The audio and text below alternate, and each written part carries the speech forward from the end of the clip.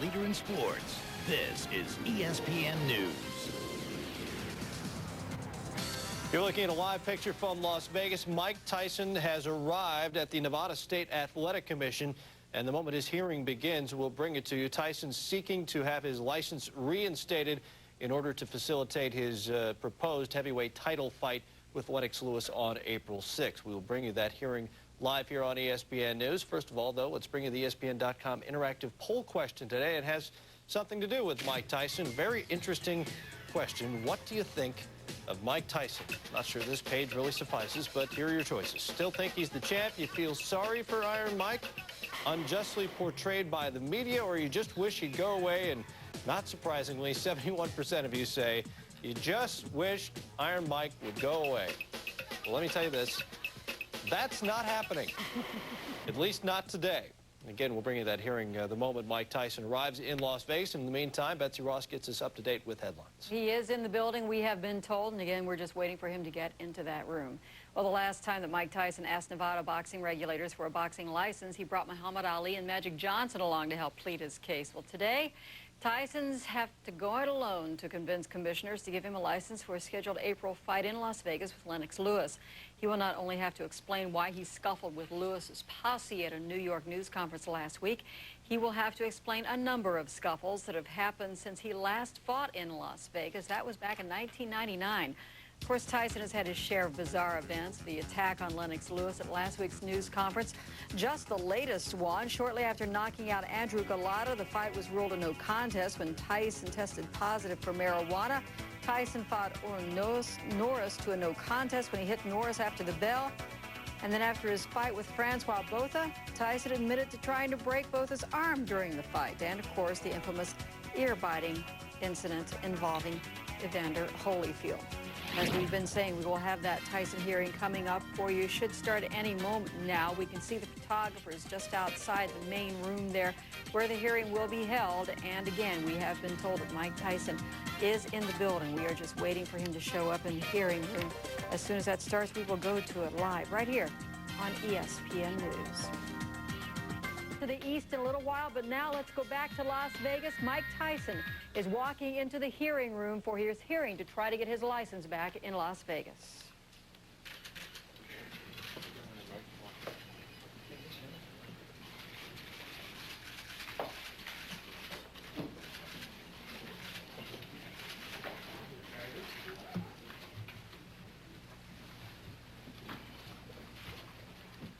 Again, Mike Tyson has not fought in Las Vegas since 1999. He has to get his license back. This is what this hearing is about in front of the Nevada State Athletic Commission to get his license back for a scheduled April bout with Lennox Lewis. The hearing is about to begin. Let's go to Las Vegas.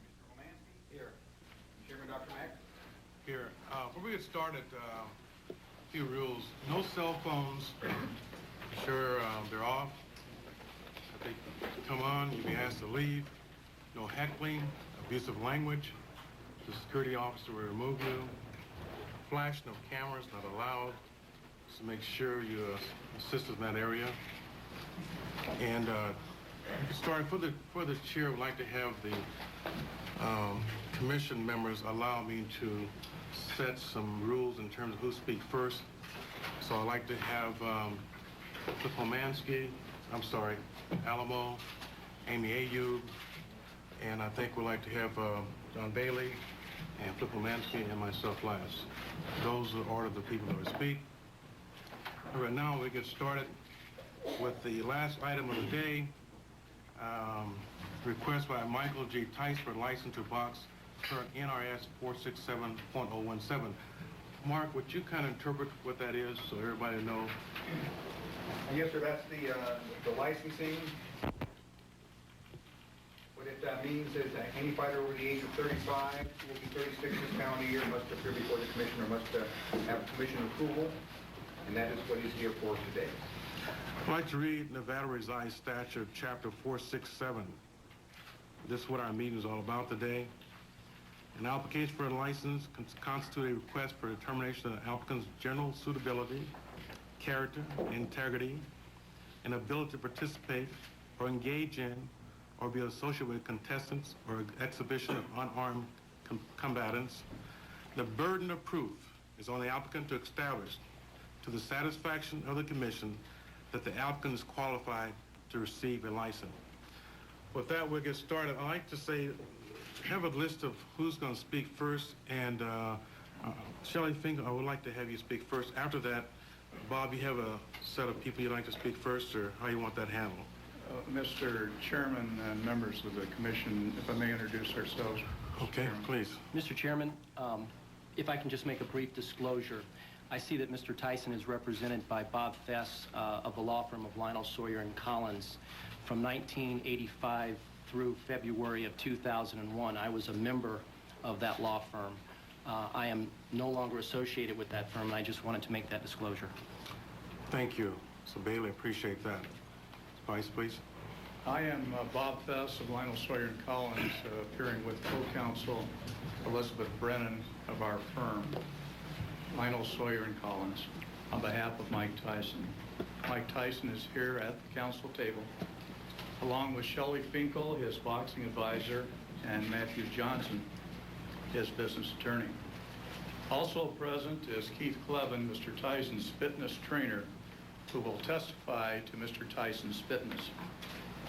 Mr. Chairman, would you care to swear in witnesses at this point? Well, I have Mark swearing the witness at this point. Mr. Kaiser? Actually, would you prefer that I do that or that you do that? Okay. If we could just have those who plan to give testimony stand and raise their right hand.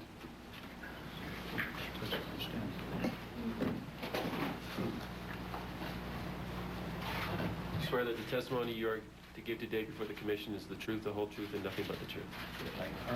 Thank you. Thank you. Mr. Chairman, we understand we are here because of the events of January 22nd. We request permission of you and the commission to allow us to make a full presentation along with other evidence we feel is relevant and a statement from Mike Tyson. And we ask with respect that so that we may deliver a coherent presentation, that we be allowed the courtesy of completing our presentation before the questions from the commission. Yes, sir. I'm sorry to interrupt, and I will try not to interrupt, but we're not here because of the events of January 22nd. I just want to make that clear that's not the only issue in front of us, and I apologize for interrupting you. Well, I have respect for you, Doctor, and I understand that. It's our understanding that until a few days ago that the Commission was satisfied with the matter before it, that you had the information you needed to make a decision, and that Mr. Tyson's presence was not required. So from that, we assume the reason he's here is that the emphasis is on that event, and we're prepared to address that. We do not disagree with anything you said, Doctor. And again, I hate to interrupt, but the entire commission was not satisfied. But there's a little bit of truth to what you say in terms of we did not request Mr. Tyson. There was not need at that time. There was a whole different program at that point in time. We're prepared to deal with that program. Thank you, Mr. Chairman. Mr. Tyson's Excuse me application... 1 second, Ms. Homansky, you have anything else to say? No, sir. I'm sorry, sir. Go ahead. Mr. Tyson's application is before you today because he will reach the age of 36 years in 2002. Now, such applications are not unusual. You considered others of the same type this morning, and I understand in each case your concern was the physical fitness of the fighter, basically for his own protection. Now, your decision today obviously is not whether Mike Tyson will meet Lennox Lewis for the heavyweight championship of the world, but simply whether the match will be held in Nevada. The WBC has announced that the fight will be sanctioned in whichever jurisdiction it is held, and news reports say that at least 3 other jurisdictions at the moment already have said that Mr. Tyson and the fight would be welcomed. Now, we are painfully aware of the avalanche of news media coverage and comment to which the Commission has been subjected as a result of the January 22nd incident. Much of it advising this Commission precisely how you should rule before you have heard one bit of evidence. We commend the fair, responsible, and judicious manner in which the members of the Commission and Executive Director Mark Ratner have reacted publicly to this unceasing pressure so that Mr. Tyson could be accorded his constitutional right of due process. Rumors abound. Even the ridiculous notion that one of you today will question Mr. Tyson relentlessly with personal questions until he is provoked and provides a negative response. I reject that. I know that cannot be the case. I know that none of you is capable of doing anything other than being fair, objective, and relevant to the matter before you. And I welcome the opportunity to be before you, one of the finest commissions anywhere, and in the opinion of most, the best athletic commission in the United States. And because you and your chief counsel, Keith Kaiser, traditionally have been so cognizant of constitutional rights, we expect the commission will not seek to inquire into allegations concerning restricted foreign travel or the matter now pending before the Clark County District Attorney's Office. In order to preserve his constitutional rights, we cannot permit any comment from him in those areas. Now this, as you know, because you're longtime Nevadans, is not the first time that Nevada and its public officials such as you have been subjected to criticism from outside the state because of boxing. 2002 marks the 105th anniversary of a bill adopted by the Nevada legislature in 1897, which a number of other states criticized as unacceptable. That 1897 legislation made possible the first legal prize fight in Nevada, which was between Ruby Robert Fitzsimmons and Gentleman Jim Corbett, and other states thereafter followed Nevada's lead, using boxing for the economic benefit and the entertainment of its citizens. Boxing since then has become a widespread, successful, and celebrated business in America, although often criticized for its defects, abuses, and controversies. In The Ultimate Encyclopedia of Boxing by Harry Mullen, which has a picture of Mike Tyson as the centerpiece of its cover, it is written, quote, "Let's face it, boxing has never been politically correct. It is a macho world where violence is venerated and rewarded," unquote. One of the most celebrated champions was John L. Sullivan, the last of the bare knuckle champions, of whom that boxing encyclopedia wrote that he was not a model citizen, but he remains everybody's idea of a prize fighter, a raucous, hard man who could cheerfully back up his boast that he could, quote, "lick any SOB in the house." Except John L. Sullivan did not say SOB. Another historic champion was Jack Dempsey, of whom it was said that his pattern of savagely beating his opponents created the term killer instinct. His relentless attacks on the fallen opponents of his led to adoption of the standing 8-count rule. Now, those champions are part of a long history against which today's champions are measured. The incident on January 22nd is part of a long history also, where boxers trained to a razor edge for battle with an often hated opponent are brought face to face with that opponent to bolster interest in a fight. Now that exercise is called a face-off. Although face-offs vary in style, they essentially bring opposing boxers into close proximity, but they are expected to display hostility in the form of words or facial expressions. Increasingly, uncontrolled violence has become the norm at face-offs. World Boxing Council President Jose Sulaiman, who was a victim of the January 22nd incident, termed it, quote, "only one more link of a chain of violent and regrettable actions that must be broken," unquote. With your permission, Mr. Chairman, I call upon Kyle Stevens to use the audio-visual equipment to illustrate some of those links.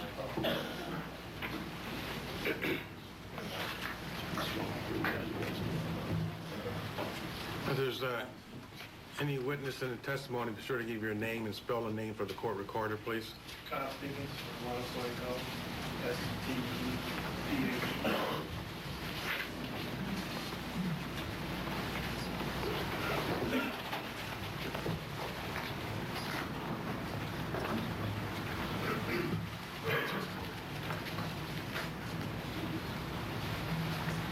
This first videotape contains footage from the Knicks Lewis Tyson walking an ESPN interview with Gilliam Gary Miller. That was from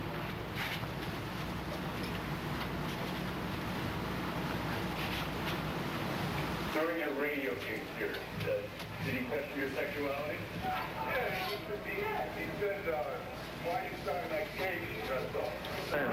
I'm not gay. Why are you calling me gay? He said he's not calling me gay. So I don't understand that. What did you say, S.C.? I said what he did was gay. I said he wanted to take it to the court. And we fighting that around the same time. I told him we was going to fight anyway. So I said that was gay to take it to the court. I mean, I don't know why he was so offended. I'm 100% woman's man, so don't even play that. If you're worried about that, bring your sister, bring anyone. No, hold. I'm going to tell you right now, if you don't want me saying nothing about your mother, your father, or anybody else in your family, do not say nothing about my family. Be careful what you say. Do not say nothing about my family. Be careful what you say. Do not say nothing. Man, you ain't nobody. I say what I want to say to you. Go ahead, man. I say what I want to say to you. What you mean? I just said it. What you want me to say? What you want me to say? Like what? Like what? Like what? Anything what you want me to say? Say anything you want. What? Okay, we don't want that. Guys, hold on.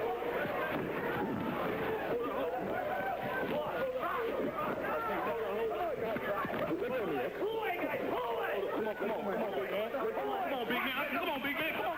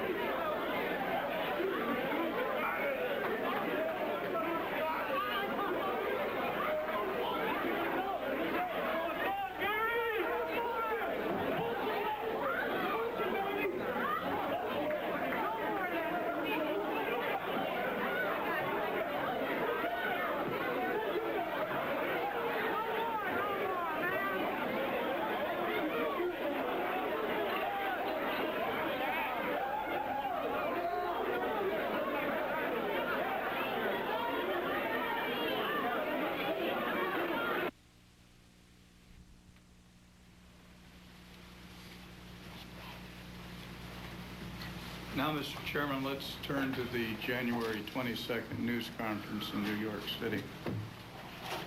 We're going to show the Commission once again the series of events that marred that event. Mike Tyson trusts that you will see it as he experienced it. My words to you now repeat what Mike Tyson has told me. Mr. Tyson was told there was to be a face-off between him and Lennox Lewis. Mr. Tyson understood that Mr. Lewis had agreed to the face-off and was going to follow the script. Mr. Tyson had no intent to hurt anyone, nor have physical contact with anyone. Mr. Tyson intended just to play an assigned role in another production of boxing theater. We submit that the video coverage you will see, first in regular time and then twice in slow motion, will demonstrate the following. Mr. Tyson entered the stage first and stood on a platform. He was at ease, standing in a relaxed stance without any evidence of hostility or tension. As Mr. Lewis was being introduced, Mr. Tyson, as he was supposed to, walked toward Mr. Lewis's position. Mr. Tyson's hands were open and at his side. As Mr. Tyson approached, a Lewis bodyguard intercepted Mr. Tyson and slammed a forearm into his chest. Mr. Tyson struggled to disengage himself from the hold of the bodyguard. And yet, still thinking that this was just play acting, Mr. Tyson swung his left arm and fist in a manner that, in comparison to his usual style, was lackadaisical. And he deliberately missed the bodyguard's face by 4 inches or more, even though he was standing right next to him. At no time after the bodyguard pushed and struck him did Mr. Tyson threaten or even look at Mr. Lewis. Mr. Lewis nevertheless struck Mr. Tyson with a closed fist from the side, which Mr. Tyson described to me as a sucker punch. A melee involving several persons thereupon broke out. Mr. Tyson immediately was knocked to the floor of the stage, with other persons lying on him or holding him down. Mr. Tyson, at that point, became a non-participant in which he was powerless to do otherwise.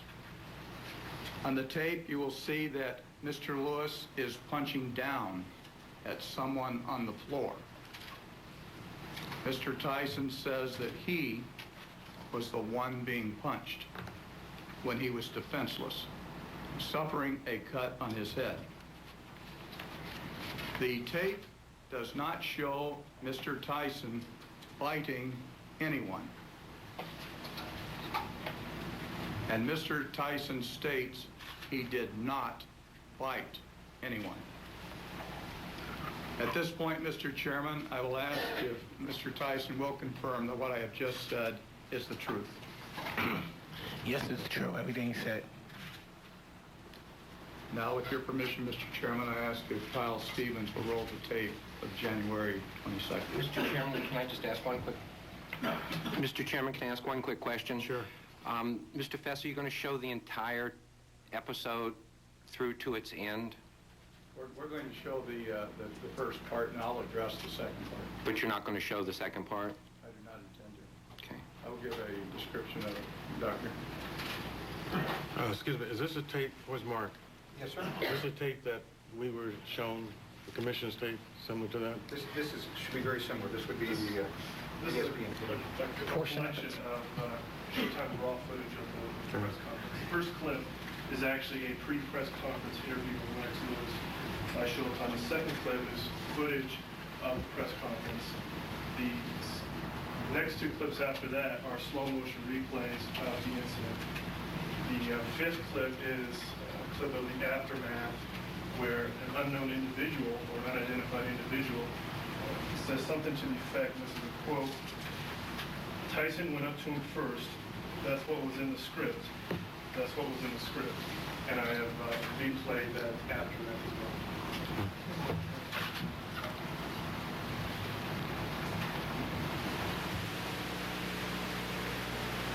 Manipulation on your part, like for instance, if you and Mike do a stare down today, right?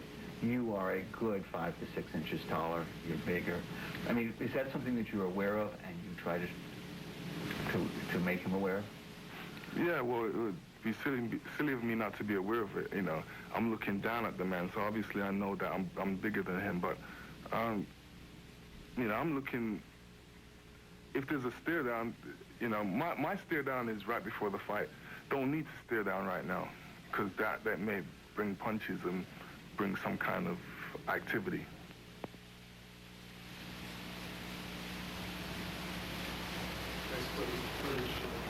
From the press conference. Ladies and gentlemen, Lewis versus Tyson is on. Introducing the principals at this time, the challenger, the WBC #1 rated heavyweight in the world, the former undisputed heavyweight champion of the world, Iron Mike Tyson.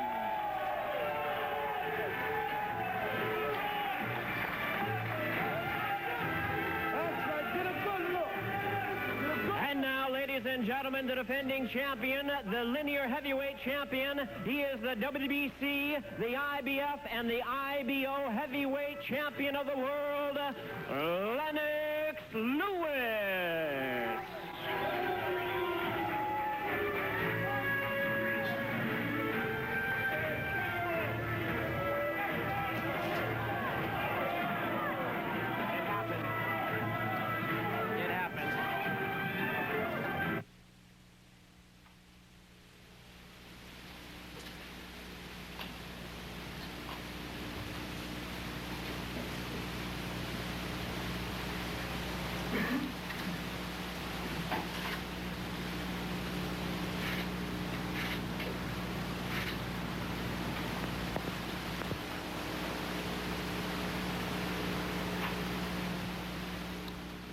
For those of you just joining us here on ESPN News, you're not watching a replay from here of last week's press conference fiasco between Mike Tyson and Lennox Lewis. You're watching it from Las Vegas, where Mike Tyson is attempting to get his license reinstated by the Nevada State Athletic Commission. In fact, this is live coverage of the Nevada State Athletic Commission's hearing today and their video, thus the poor video quality. We apologize for that. We are watching Tyson's reinstatement hearing live, as we have been for the past half hour or so. Just to summarize what's happened so far, Tyson's attorney, Bob Fess, has offered this videotape as evidence as to what happened a week ago today in New York City. And now let's hear back from Mr. Fess. Following that melee, as Dr. Mansky has said, and that was regrettable and objectionable. And Mr. Tyson has apologized to those whom his actions offended. I do not today offer justification for Mr. Tyson's action, but perhaps I may reasonably ask you for a small bit of understanding. Mr. Tyson had been shaken by what he might have viewed because he thought there was a joint agreement that he had been double-crossed. Mr. Tyson had been beaten and bloodied, but he was not threatening anyone at that point. Then he heard an insult shouted at him from a journalist covering the event. Now, I mean no disparagement of journalists. I started my career as a boxing and sports writer for the Las Vegas Sun at about the same time as veteran boxing writer Royce Fior. But it has amazed me that in the criticism of Mike Tyson for unprofessional conduct, that no comment has been made that his actions were triggered by an action that goes beyond the traditional conduct expected of a journalist. That of being an objective, uninvolved observer, acting as the eyes and ears for the public. Mr. Tyson said that the fact that the journalist did not act professionally added to the public humiliation he felt at that moment. If Mike Tyson had not been insulted by words that would insult any of us, his actions would not have occurred. Mr. Chairman, I ask Mr. Tyson at this point if he will confirm that what I have said is the truth. It's the truth, yes. Now, it is a human reaction to do something in the face of insults. The word despicable offended Vice President Aaron Burr to the extent that he killed Alexander Hamilton. In Nevada and the Old West, insults were answered by bullets, not words. Mike Tyson was offensive, but he did not leave the stage to hurt anyone. If you will recall, bodyguards did not even put a hand on him because it was evident he was merely expressing his anger with words and not moving to endanger anyone. Those were ugly words. I agree, including the repetitive and strong use of what is politely called the F word. I have not seen such a tirade of the F word since the last time I saw The Sopranos on HBO. There were other objectionable words used also for which Mike Tyson expressed regret.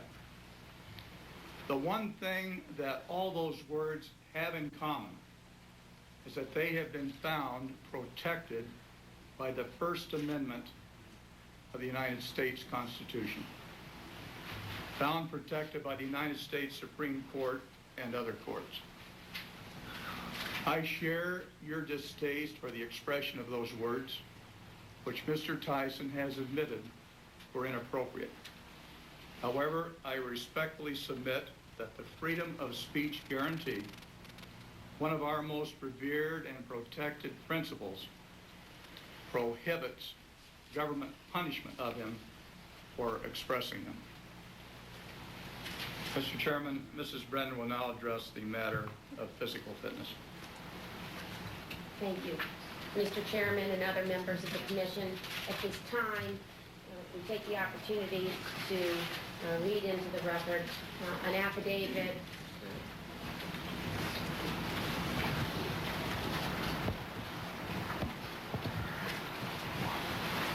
At this time, we take this opportunity to read into the record an affidavit sworn to and attested to by Mr. Keith Clevin this afternoon. Affidavit of D. Keith Clevin, MS, PT, ATC, State of Nevada, County of Clark. D. Keith Clevin, being first duly sworn, deposes and says, "My name is D. Keith Clevin. I have personal knowledge of the facts stated in this affidavit, and I am competent to so testify. I am currently Mike Tyson's fitness and conditioning trainer, as well as his physical therapist.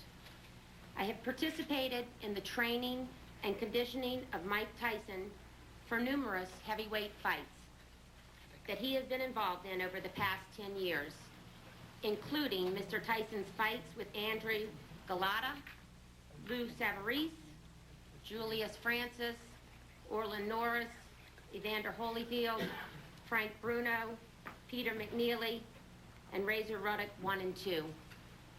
For those of you who don't know me, I have attached for your review a true and complete copy of my curriculum vitae, which is 11 pages in length. In order to save time, I will highlight some of my background and professional experience. I received my certificate in physical therapy from Children's Hospital School of Physical Therapy in Los Angeles, California. I received my Bachelor of Science degree as well as my Master of Science degree from Brigham Young University.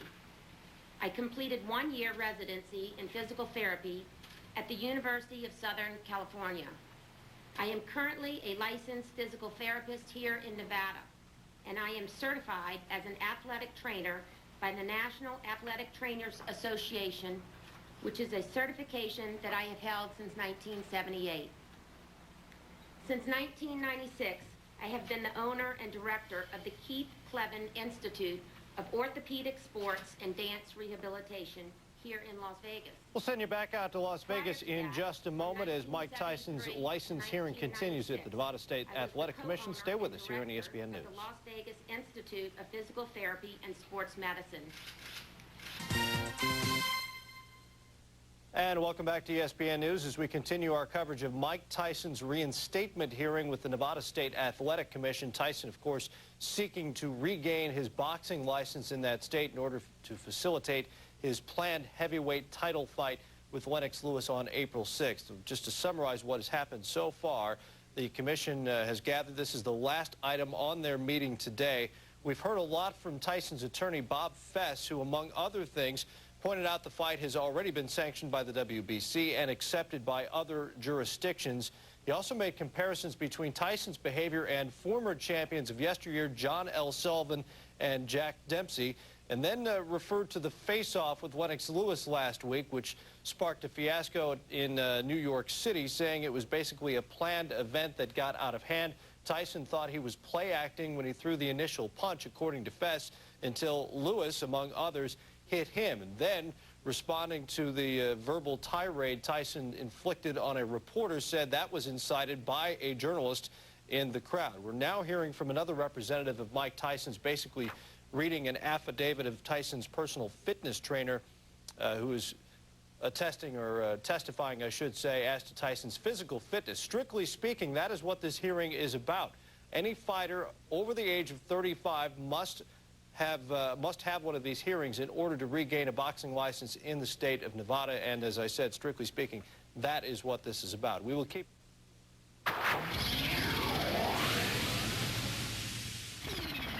All right, let's get you back out to Las Vegas now. And once again, it's part of the video production portion of Mike Tyson's representative's case to have his license reinstated with the Nevada Boxing Commission. This has been an AV production, the likes of which you might see in high school. We've seen video from Lennox Lewis, Hasim Rahman's fight on Up Close on ESPN. We've seen video from last week's fiasco at the press conference to announce Lewis's scheduled fight with Tyson, which has led in part to this hearing today. We just heard from a representative of Tyson who read an affidavit from Mike Tyson's trainer, who said Tyson was, quote, physically and mentally fit to fight. That from Keith Clevin, Tyson's fitness trainer, testified today. Let's now listen to this bit of motion picture Crocodile Dundee in L.A. Inhale the positivity. Exhale the negativity. Open your eyes. Wake up. Relax. How do you feel? Very powerful. And that's the ticket, Daddy-O. Power. It's all in the power. Mikey, would you just hurry up ahead? I need to talk to Mike for a minute. Okay. Private. Thanks, Mike. You're welcome, Mikey. There. Take care, buddy. Now, Mike, I need a favor. No, Mick. Everybody needs a favor from me. I need you to help me up. My knees are blocked. And that's my bad right there. You got it, buddy. I didn't want the kid to see. Oh. Thank you. Our final tape is a broadcast from HBO Boxing with George Foreman and Jim Lamplios. What was the date of the Crocodile Dundee in L.A.? When was that? It was released in 2001. 2001? When was it taped?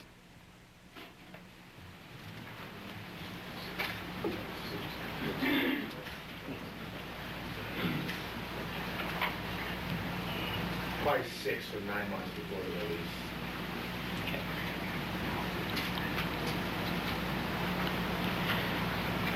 Let's turn to George Foreman, 2 times the heavyweight champion of the world. You were involved in a fight in Zaire that was controversial and almost didn't come off for a variety of reasons. Fight fans are happy that it did. What's your take on all of this? I think they should leave Mike Tyson alone. The guy's in professional boxing. They've been a lawyer or a doctor. When they do something bad, you disband them, you bar them. You do the unspeakable. Tyson did the unspeakable. They didn't do that to him. Now let him alone. Let him fight. It's all. If Lennox Lewis want to fight him, let it be. Get a referee in the ring who's strong. Maybe I should referee that boxing match. Are you who can interested pull in them refereeing apart? Are you interested in refereeing that boxing match? No. But I think they should let the guy alone. Leave him alone. He's been exploited enough now. Let him fight. If you're going to give him a license, he didn't do anything any more than what Muhammad Ali and I did. Joe Frazier and Muhammad Ali. We've all got into these fights in press conference. That's no big deal. He's just doing the speakable. The unspeakable is what he did to Evander Holyfield. If he still has the license after that, let him alone. No, leave him alone. All right. So that's full coverage of the heavyweight controversy from all...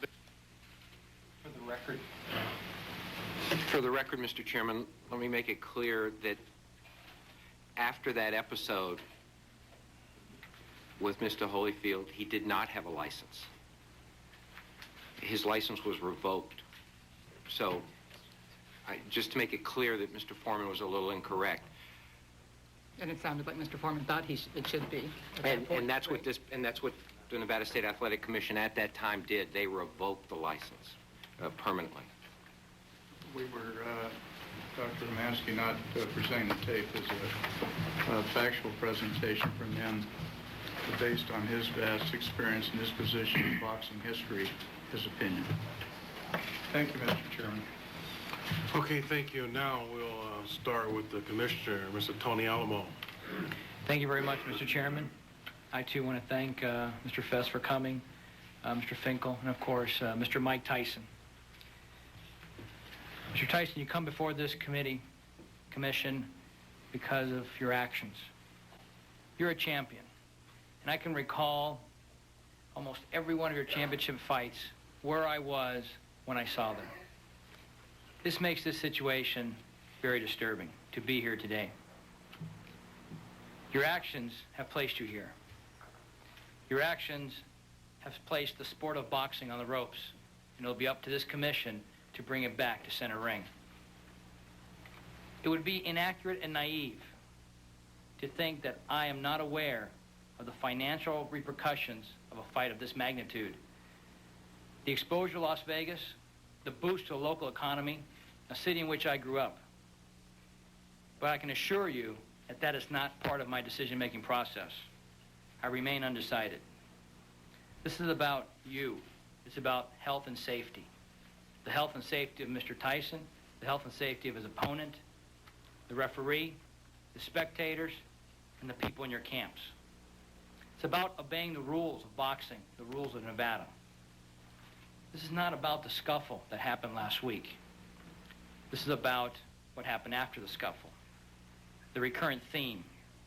I don't condone what happened in terms of the scuffle, the face-off. We don't want that here. It's not good for boxing, and we're going to try very hard that doesn't happen again here in Nevada. I'm worried about what I saw afterwards. The poor impulse control, the lack of inhibition, the poor judgment. Mr. Tyson, I'm a physician and also a commissioner. You need to prove to me that you're in control of your emotions and in control of your life. I eagerly await the questions of the other commissioners and the answers to my questions, because you yourself got yourself into this position, and only you can get yourself out. Thank you very much, Mr. Chairman. Mr. Alamo, MEAU. Mr. Chairman, I have no statement to make. I have questions of Mr. Tyson. Is this the time that we're starting our questions? It's okay to jump up. Yes. Or do you want to give the other commissioners to make statements, or are we going into questions? Well, we're prepared for Mike. Mr. Chairman, to go ahead and respond to your lead. First of all, I want to make it clear, Mr. Tyson, that I have the same concerns today that I had before the press conference. So there might be a disagreement of why we're here. I have questions. In fact, the weekend before the press conference, I was advised that you would not be available to us for questions, to the entire commission for questions at this scheduled meeting. And when I heard that, since I did have concerns, I called your advisor, Mr. Finkel, and requested that I be allowed to talk to you, as commissioners do all the time if they have a question of an applicant that maybe the other commissioners don't have. I will say one of the reasons that I thought that you would be here, there are a lot of quotes in 2000 when there was always talk that maybe you would come here to get a license again. Dr. Ghanem in 2000 was quoted as saying, I promise we'll make sure Tyson's behavior is acceptable and is in the best interest of boxing. We'll make sure that we go to his training camp. We'll make sure that we talk to him and his people, his manager, his trainers. Dr. Mack said whether it's going to be held in Nevada will be based on things we know about him. I'm not sure which way the board would vote on this. We have to look at Tyson in his last bout and his history. We have to look at it on good judgment based on what could happen. We don't want to have a repeat performance of breaking rules. It seems most of his fights have been controversial. Dr. Homansky said he will come before the 5 commissioners and he will be able to present a case of why he should be licensed. And the commission can ask any question they need to. There's other quotes from, and last time you were here, from Lorenzo Fertitta asking the AG that if you came back and deciding that day after the Norris event, they asked the AG in deciding whether or not to grant Mike Tyson a license again to box in the future again, is it fair to say we can bring up and look at his past actions? It just goes on. Every quote was indicating to me that if you ever came here for licensing, you would certainly appear before this commission. So I asked Mr. Finkel to give me that opportunity to talk to you, and he said that he doubted that that would happen, that you would agree to that, but he would call you and ask you. He got back to me as he promised the next morning, which was Monday, the day before the press conference, and said that he talked to you and that you said that you would not talk to me. So that you would not communicate to me. My first question, Mr. Tyson, is did Mr. Finkel relay directly to you that I wanted to speak to you? Not that I know. You want to speak to me personally? Yes. A commissioner can call an applicant and ask questions on licensing, or it happens all the time. You were not aware of that. I'm not going to get interrupted during my questions, am I, Mr. Chairman, from anybody else here? We want to make sure we keep this not combative. It's not combative. I'm asking if... But I was quoted as saying something which I'd like to answer. But I will wait if you want. No, you... I'm fine. I think we want to wait and continue the question. No, I would like to know, Mr. Finkel, since I understood that Mr. Tyson would not talk, that I'd like to know. Mike, from what I remember, you did call me. I returned your call. You said to me, will I be able to speak with Mr. Tyson? I said I will get back to you. I did not say I was going to ask Mr. Tyson. I asked our attorneys and other people involved with it. My question was, would you, I will not argue the semantics. You know better. And you did call me back and say that he would not talk to me. Yes, but I... Okay, so the point is that then you refused to have your client, Mr. Tyson, answer questions to a member of the Nevada State Athletic Commission. On advice of our attorneys, yes. Mr. Tyson, I think you should be aware of that. You might want to talk to your advisors and make sure that they are advising you in your best interest. I'm not absolutely not blaming you. I brought this up to make sure that you're aware of the fact that things might be being said that aren't true, or insinuations. You refused to take a mandatory drug test before the Galata fight, and for reasons that only they know that commission decided to let that fight go on, maybe economic impact, but they let that fight go on. Could you just explain the circumstances that led up to you refusing to follow the rules of a commission that did license you? No one made me aware that I had to take this test. I believe that I took the test already. I'm sorry, I can't hear you. Could you just speak up? No one approached me and told me I had to take a test. With my experience under the fighting, since I've been fighting 22 years, there's no way I would have been able to participate in the match without taking this drug test. So I couldn't understand why didn't they make a complaint that I didn't take this drug test.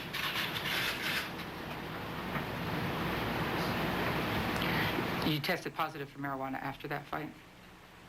That's what someone said. The commission? Yeah. Do you smoke marijuana other than that, or that was that one time? Or? No, ma'am. Okay. Oh. Sorry, just that. Let's keep it on. Bob, really, you might want to interfere. We think we want to make sure that we keep this on the right program here. Mr. Chairman, if I may, my apologies, Ms. A. My job here is to protect Mr. Tyson. I have not had any involvement in anything in which attorney was mentioned. But I think to be fair to him, the matter you mentioned in Michigan, there was the report of a positive test. Mr. Tyson's staff and attorneys were prepared to contest that as inappropriate and not the correct result. Michigan dropped that, did not pursue it. Mr. Tyson's been fighting for 22 years. As he said, there's no other occasion I know he's ever tested positive. He's fought here for 20 or 30 times, never tasted positive. And I just think it's inappropriate to suggest going into an area which there's no reason, where the state involved itself found no reason to go forward. With all due respect. And with all due respect, I believe that I can ask any question, and if you answer, you answer, and if you don't, you have that right to. Excuse me, a point of order. Keith, what is the guidelines on this? Where do you want to go with this? Each commissioner has a right to ask any question they deem fit. Okay, thank you. And Mr. Tyson, legal advice, if Mr. Fest believes that Mr. Tyson has constitutional right not to answer that question, he can so state. Okay, thank you. All right, continue on. And I'll also say, because I resent the insinuation that any commissioner is trying to provoke anyone, but it's insulting to think that I can't, or any other commissioner can ask a question without fear that we will be accused of provoking someone. I made no such accusation at all. So we had heard. You brought it up, and now I brought it up. Yes, sir. I don't have a lot of questions, but I'd like to be able to ask my questions. Mr. Fessitz, did you state that we cannot talk about the recent trip to Cuba? Is that on the legal end, or just or also the behavior that was reported there, the violent? We will not let Mr. Tyson respond to any question into that area.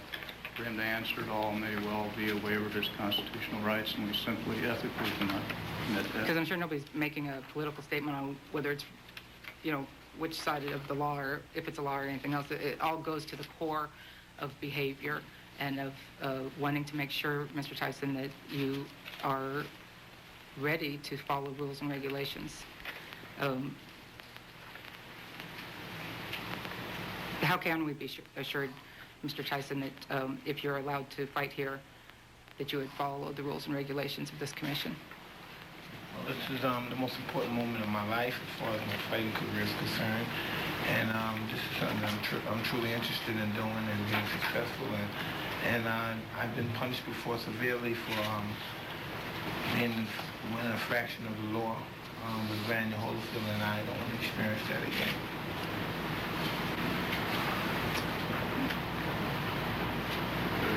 I know you're well aware of people, including myself, that have made comments, or I'm assuming you're aware of people that say they fear you, your behavior at times being able to incite problems. Dr. Ghanem in 1998 said to you that he was prepared to give you one last chance in Nevada if that's the will of this commission. But I warn you, I'm quoting Dr. Ghanem, through my view, this will indeed be the last chance.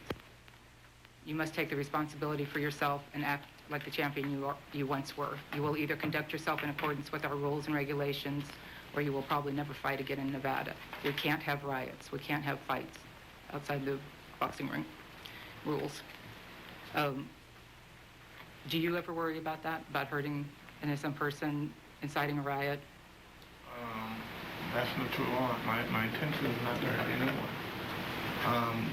My intention on that particular night, that particular day in New York was, I thought I was violated. I was struck.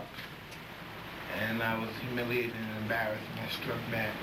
And I understand. I'll just remind you, Mr. Tyson, I absolutely have the same questions today that I would have had that press conference not had any problems. When Dr. Ghanem said that was your last chance, you still had an incident where you admitted that you tried to break a fighter's arm after the first round. There was the Norris questions about hitting after a bell. Savarese, you hit after the bell, or after the referee had jumped in to stop the fight. The referee got knocked down at that time. There's just other incidences, so I'm not talking just about... And some of those incidents, one incident concerning the referee. It was inappropriate what he did and stopped the fight. He didn't stop the fight the appropriate way, in which he was supposed to have grabbed me instead of the other guy, and he was around me. The other guy was down. He was about to stop the fight, which I wasn't aware of, and he didn't grab me. He should have grabbed me and pushed me off the referee, off the opponent. With all due respect, you've been in a lot of fights, and if the referee has jumped in between you, don't you think that would be the time to stop fighting? Stop hitting? Oh, it was the heat of the moment. It was very difficult. It was a heated fight for me to stop at the time. As if fighting behind or Oli and Norris, it's almost impossible when the bell rings to stop a punch once it's in motion. Well, some of those comments I made about quotes from the commissioners having concerns and wanting to talk to you were made after that fight. They were directly related to comments after that fight. Dr. Nave, in 1999, the last time that you appeared here, said, "I'm a little concerned in looking at the future of Mike Tyson being able to follow the rules. He particularly seems to have trouble right at the end of a round. Is he undergoing intentional medical treatment of controlling himself in situations like that?" He didn't receive an answer from Mr. Goosen at that time. Could you give me an answer to that? Well, I'm not the only person in the history of the sport that ever hit someone after the bell. And I'm sure that's been happening in the 110-year history of this sport. And I'm sorry, the question... I didn't need no medical attention. That was just something that happened in the sport. I hit the guy after the bell. It wasn't something that was intentional. I've been hit after the bell, too. Well, I don't want to speak for Dr. Nave, but I think he was concerned with some more than one action and asking about your behavior and some uncontrolled violent behavior that you have shown. Are you on medication today? No, ma'am. I'm going to give my fellow commissioners opportunity to ask questions and then respectfully request that I have an opportunity to follow up. I do want to say that I know that we can't control situations, and I know that you're not the only one. I know that, in soccer games, other sports, violence can break out. But to me, there's a time that maybe we have to see that the patterns of uncontrolled violent behavior force us to look at how high that risk is of something happening. And our concern is safety. If you just give me 1 second. Just on the medicine, one more question. In an interview, you said, Zoloft I'm on the Zoloft thing. I'm on that to keep me from killing y'all. It has really messed me up, and I don't want to be taking it, but they are concerned about the fact that I'm a violent person, almost an animal, and they only want me to be an animal in the ring. We don't want you to be an animal in the ring. We want you to be a professional, and I have stated in other interviews that it's quite disgusting to me when I hear someone refer to you as an animal, and it's very sad to me to hear you referring to yourself like that. And I was happy to see in some of the transcripts that you said, I'm not an animal, I'm a human being. And I want you to know that I certainly recognize that. And if you need help... It's really nice that you do, because I haven't been treated that way, and I haven't been written about, like, people are concerned that I've been vilified as an animal. If you're really concerned about that and you really mean it, well, thank you very much. I really do mean that. That doesn't mean that I think you're a victim. I think that you had tough times in your life, like a lot of people do. But I think you've had more chances than most people. Most of the kids that you counsel sometimes and help, they haven't had the chances and may never have the chances that you've had. They haven't had the opportunity to make the money. They have not had the opportunity to make close to $200 million in their career. So, Mr. Tyson, I think that I know you're a human being, but I also feel deeply that you are not a victim anymore. And you, ma'am, the last name again? Ayub. Ayub, you don't know me, ma'am. You know if I'm a victim or not. You know nothing about me. You know only what you read. You don't know my horror stories. You know nothing about me. You don't know if I'm a victim or not. I know my opinion of people feeling that all of us. I'm not a victim either. I have to take responsibility for myself. And I just think all of us at some time have to take a responsibility for our own action. And that's just my opinion.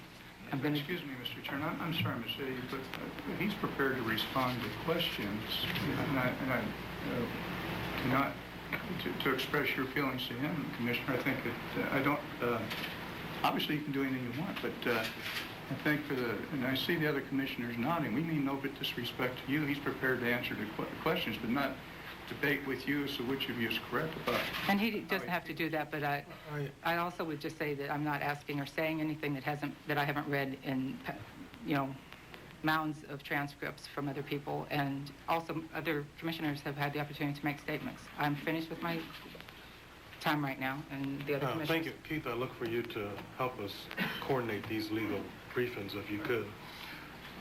Thank you. I think we skipped over, I'm sorry, I think we skipped over Dr. Alamo in terms of questioning. I think he was supposed to go first, and he just... Well, Chairman, are you going to allow another chance at questioning? I will allow the church. You go ahead, okay. John. I appreciate it. Mr. Tyson, my name is John Bailey, and I've never seen you before. I'm fairly new to the commission, less than 30 days to be exact.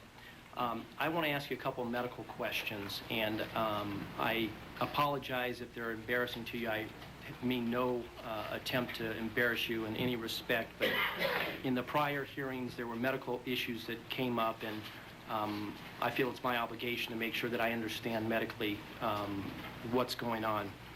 When's the last time that you've been on medication? Probably 6 months. 6 months? Was that pursuant to a physician's advice?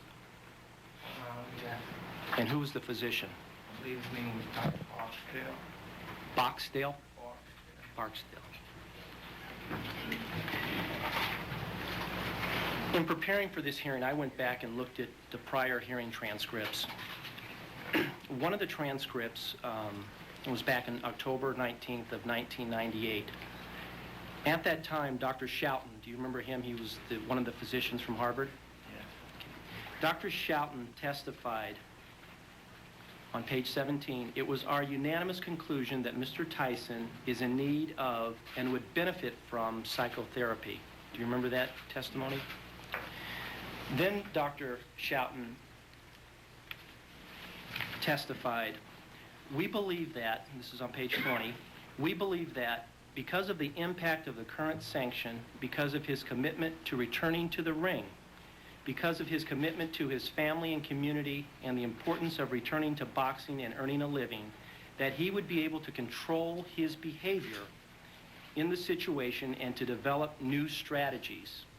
This is especially the case if he follows the recommendations with regard to treatment. Do you remember that? I went through my treatment. Okay. Do you remember what those recommendations were? It's not on the top of my head, but I remember whatever the situation was. I went through the 6 week or whatever 4-month process, and I guess I passed. So I'm no longer in need of it. You indicate that you passed the treatment, and in all honesty, the treatment was not really described in detail at that hearing, but Dr. Dieters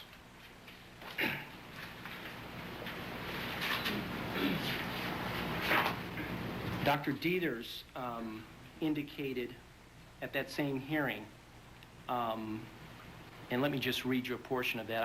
I'm not trying to surprise you, so I want to read to you exactly what was said.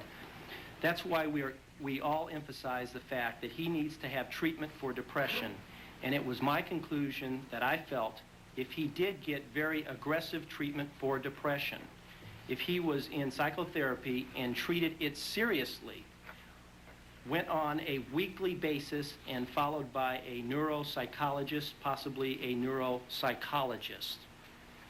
When I read that, and again, I wasn't there, but when I read that, I got the impression that the physicians were saying that there needed to be aggressive treatment both in the area of psychology, and there's some other excerpts here that talk about medication, and that you needed to go on a weekly basis. Did that in fact occur after October 1998, and has it been occurring to the present? It has been occurring. I'm sorry, I can't hear you. It has been been occurring, and it no longer occur because I'm no longer in need of the medicine. Everything okay? How long did it occur from October of 1998 to what period of time? Mr. Bailey, Mr. Tyson may not have a calendar in front of him. May I tell you he was in therapy weekly until May 2001.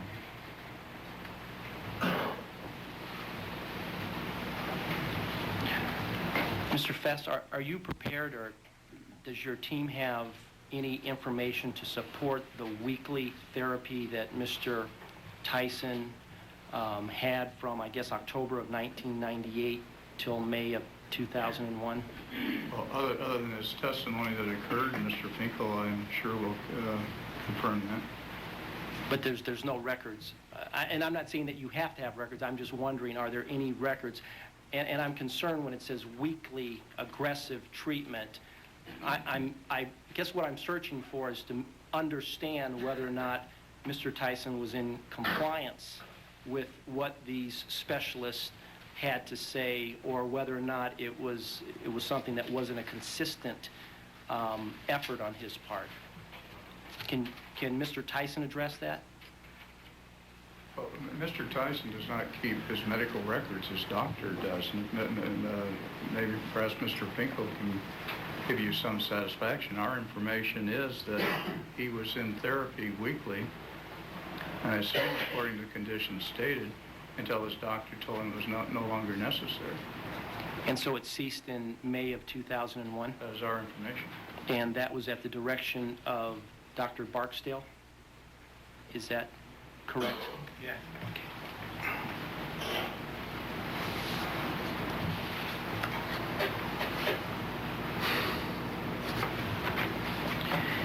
In the hearing in September of 1998, there was testimony from Dr. Reutman, and he testified that he, Dr. Goldberg, and Larry Curran were considered your medical team for impulse control issues. Are they still your medical team for that purpose? No. When did they stop being your medical team? I can't tell you. You have no idea? No. Well, can you tell me why they stopped being your medical team? I don't know. You might have to speak up just so I have no idea. I guess they weren't needed any longer. You did not make that decision? Is that what you're telling me? Or you say, I don't know. I'm wondering who was the one who made that decision? I've used them for a period of time, and I guess when the period was over, I no longer used them.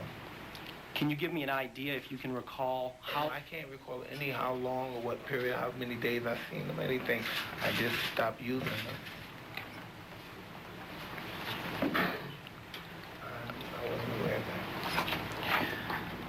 Let me go back. What I did was, I tried to understand, based on the prior hearings, what was going on in terms of the different events and the controversies that have arisen. We all know about the Holyfield incident back in June of 1997.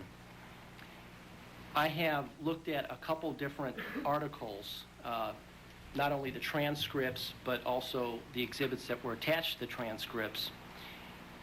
And your testimony, and let me just paraphrase it, was that you snapped. You used the word, I snapped. Do you remember that? With respect to the Holyfield incident. And you also indicated that you'll never let that happen again.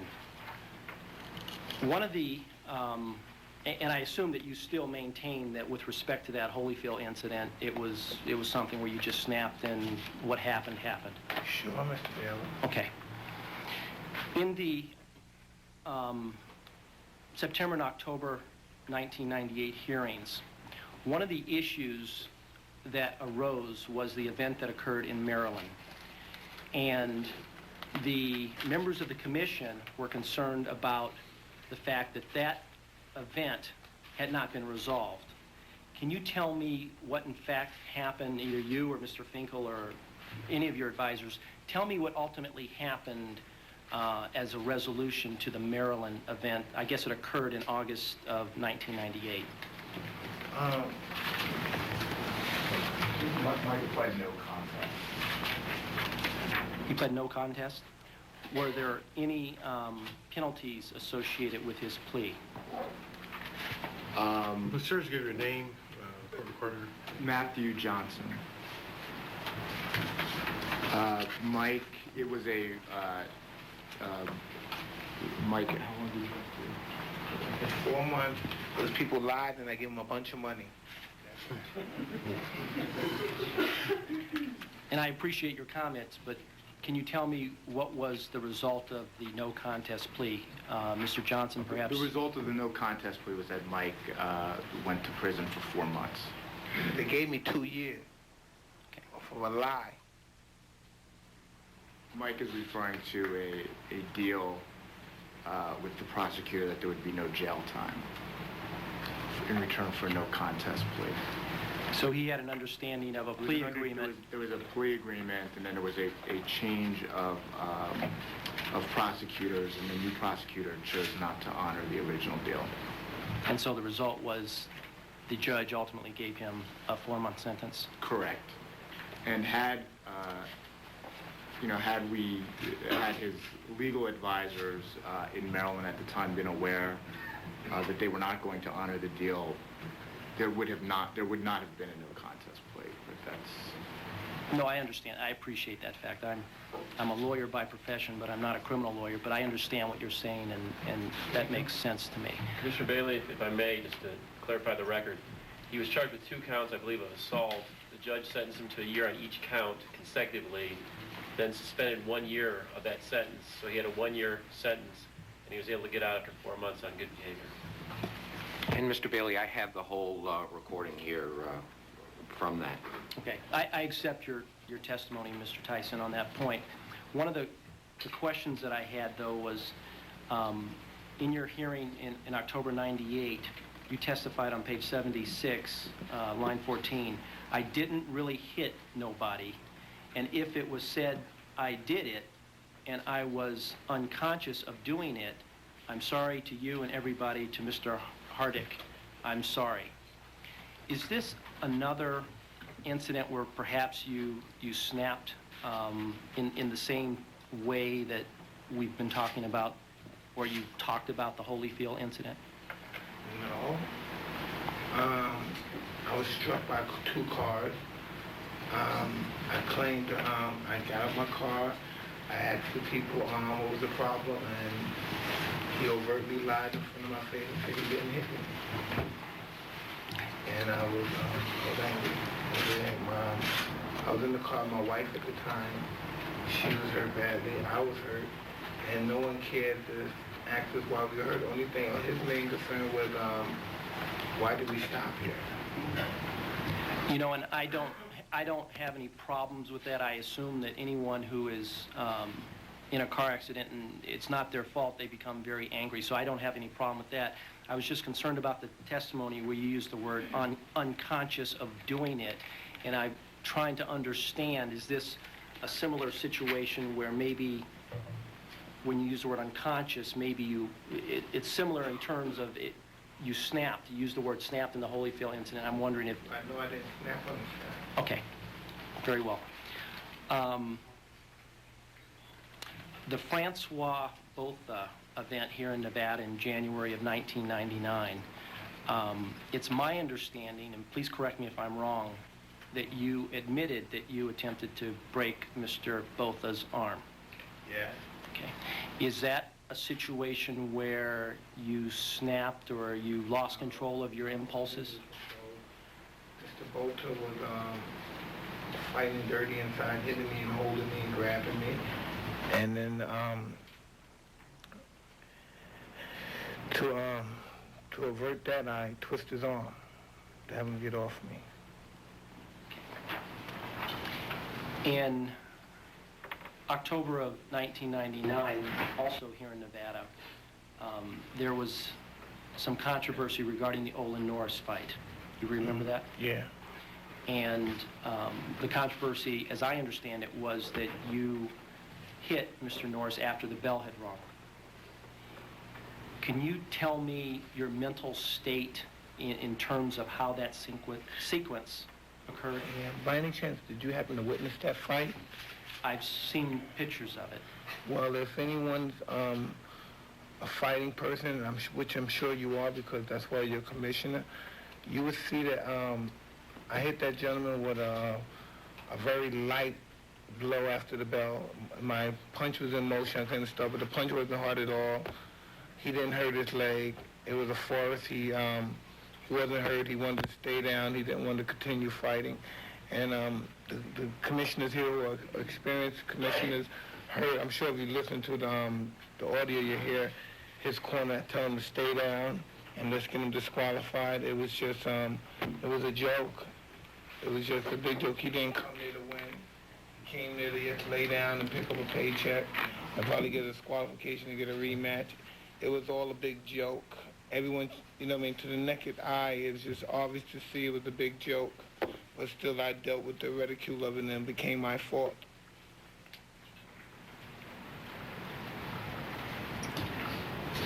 In January of 2000, you had a fight in England, as I understand it, with Julius Francis. Yeah. It was non-controversial, correct? I don't know what it was. I mean, you don't recall there being any controversy, do you? And then after that, and I'm kind of going in sequence in terms of your boxing history, at least after 1998, you fought Lou Savarese in Scotland, as I understand it, on June 24, 2000. And the controversy, as I understand it, is that you failed to stop punching Mr. Savarese after the fight had ended, and in fact, the referee got knocked down. Do you remember that controversy? The referee got knocked out? Got knocked down. Yes, I remember that. Okay.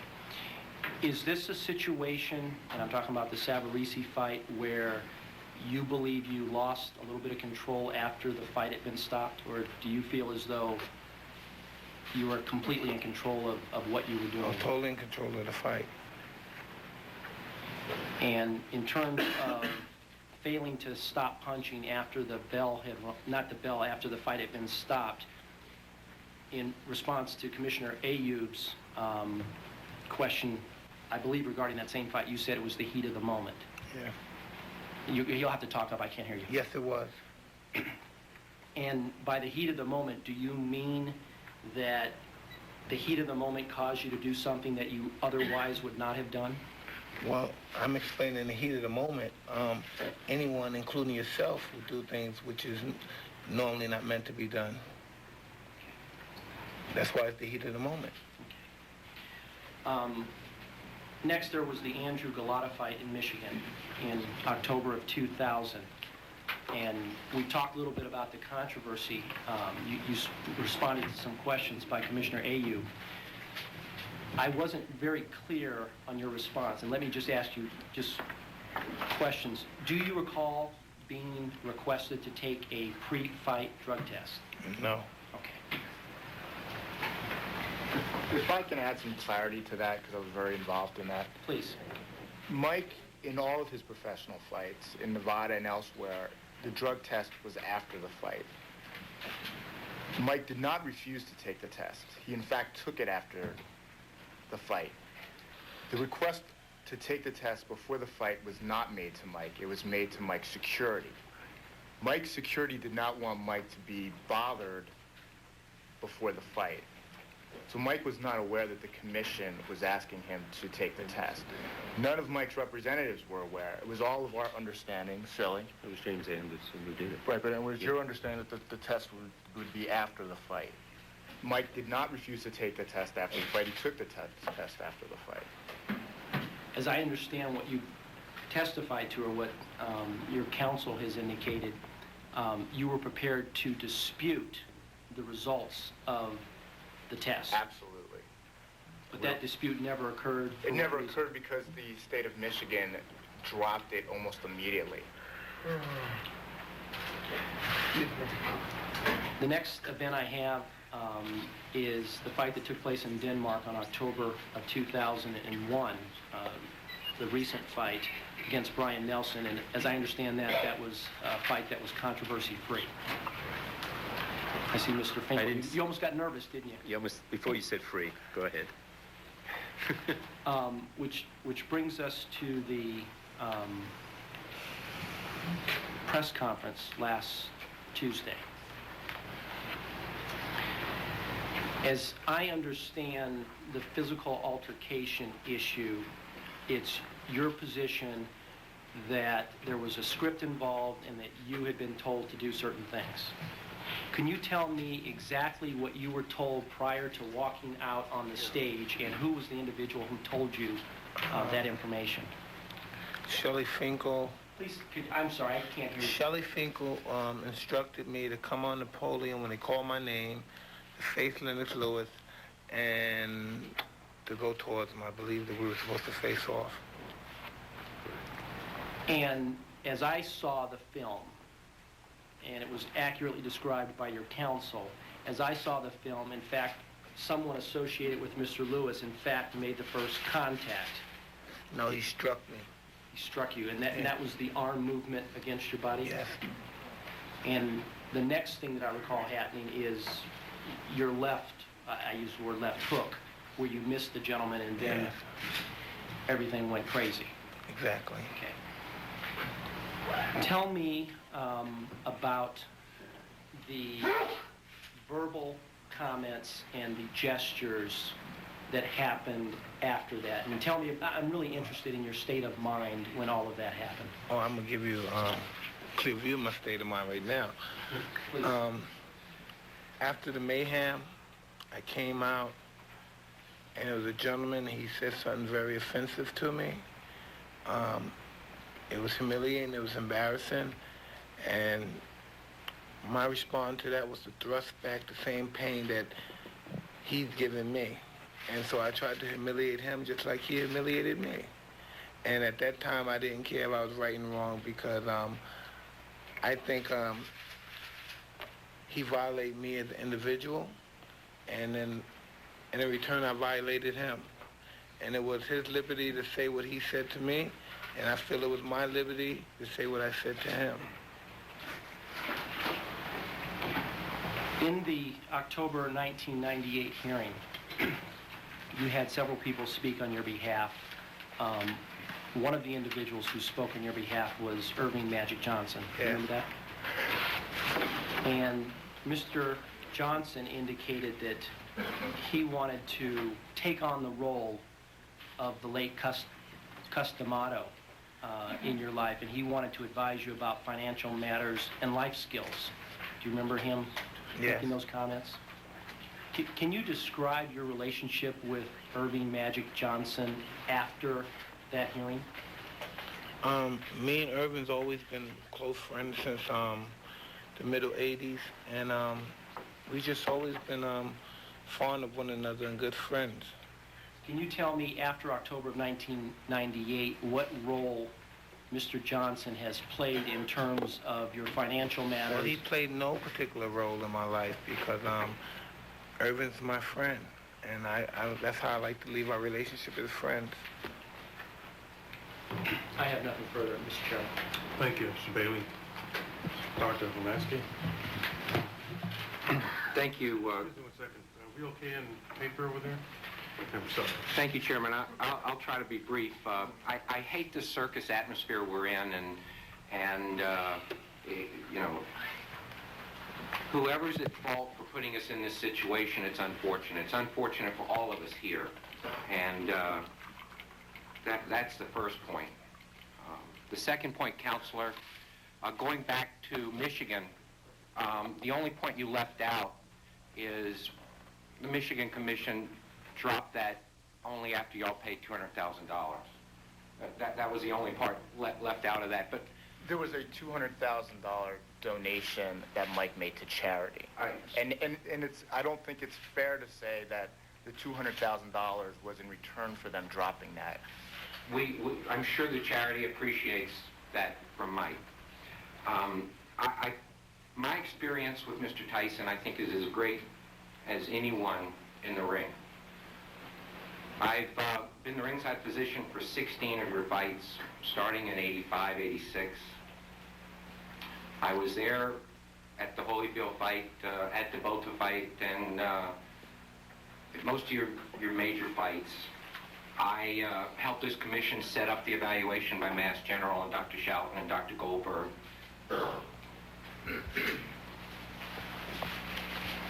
And I just wish things had gone better. So do I know. I from the bottom of my heart, I wish things had gone better. My only question is that last Tuesday, if one of our referees had been there at the press conference and had tried to come between you and Lennox, would you have listened? Would you have been able to control your rage, control the impulses that you had, and listen to the officials there? Well, it's easy to, I can easily say yes, I would have handled myself in a dignified manner. But, you know what I mean, it's a catch-22. You have to put yourself in the actual position of what happened here. You know what I mean? If he was in between us, the situation would have never happened. The bodyguard, a situation with Lennox trying to sucker punch me.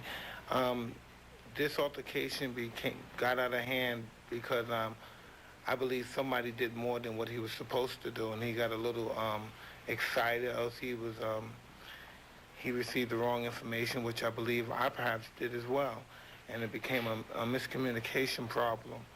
And my intention wasn't to hurt no one, wasn't to inflict pain on anyone, and especially not the champion or anybody associated with him. And I definitely wouldn't want to inflict any pain on a referee or an official concerned, connected with the commission or anything. This is just something that is really bad that happened. It was humiliating. It was embarrassing. I was embarrassed. That's why I struck out against the reporter the way I did, because I was embarrassed. And it was just a horrible situation. I wish it never happened. I wish certain people who I love and I cherish, I wish they never seen me in that particular mode, because they never seen me like that, and it frightened them. And it's just, it was just a bad day that day, and that's something I'm going to have to deal with, regardless if I get my license back or anything. I'm going to have to deal with that for the rest of my life, and I'm going to have to explain it to my kids, my nephew, my nieces, and it's going to be pretty tough explaining it, because I'm a grown man at this stage, at that stage of my life, and they're going to want to comment on how old I was and why did I conduct myself like a 15-year-old or 18-year-old, and that's going to be really difficult telling people who I love, because the history doesn't lie. I mean, that's going to be around for another 200 years. It's going to have to be explained. There'll be other people, and they may even surpass that as far as foolishness and obscenity. But as of now, I'm going to have to deal with the head of the food barrel or the food chain. So I'm willing to deal with that. Thank you.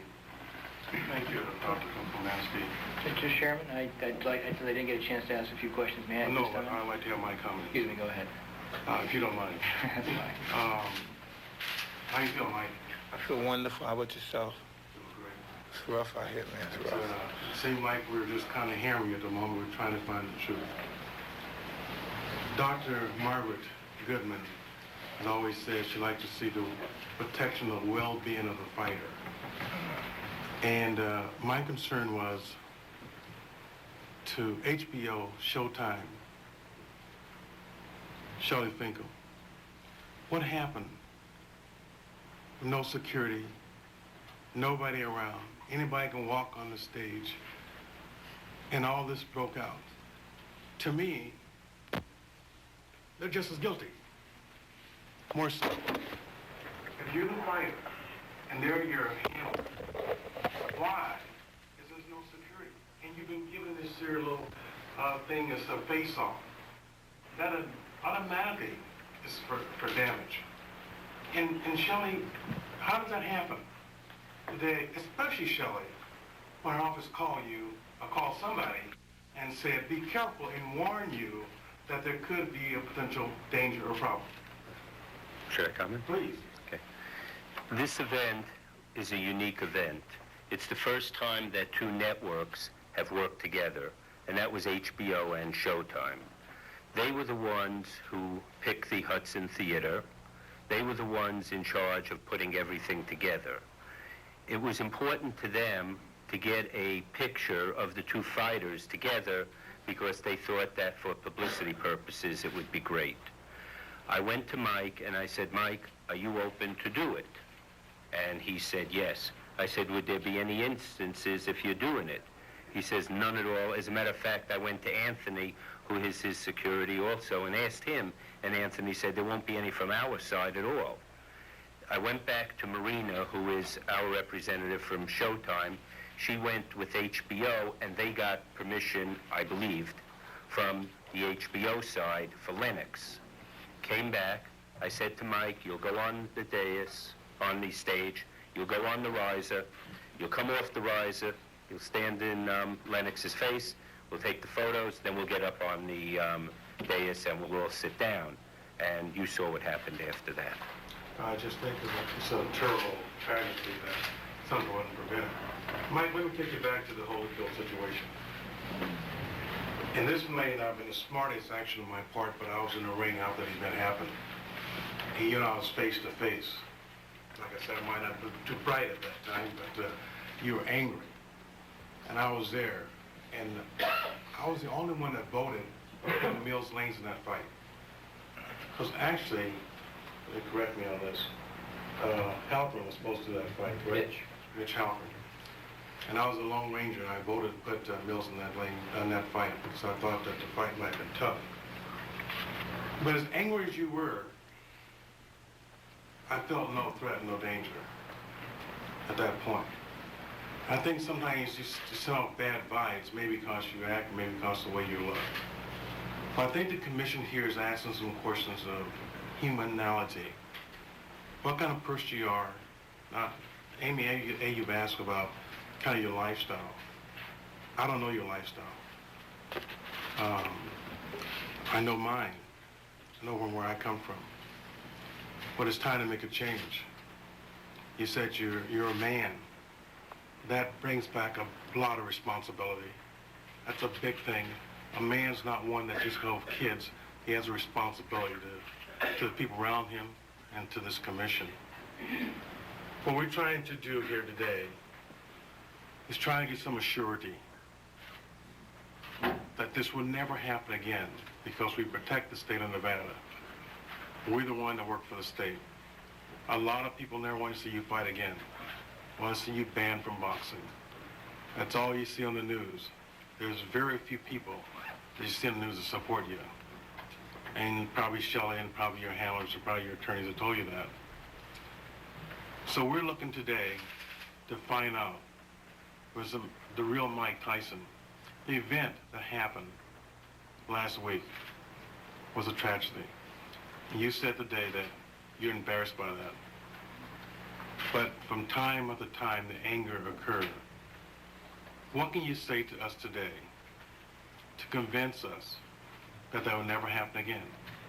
Well, I could assure you, as far as I'm concerned, on my behalf and my conduct as a gentleman of the sport, you will never see or hear of that happening for me again. As of this day, I give you my word. But what do you do about other zealous fighters that may be an antagonist towards me? So what do I do? Normally when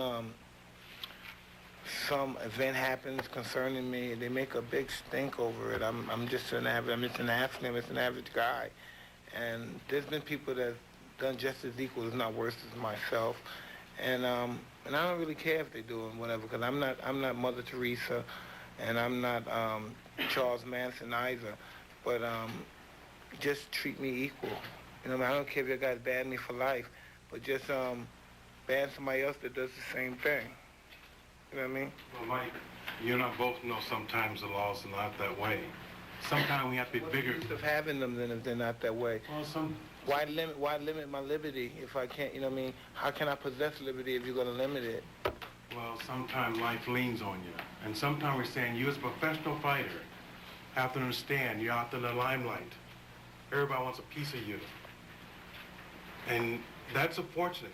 And you pay the price when everybody can have to you.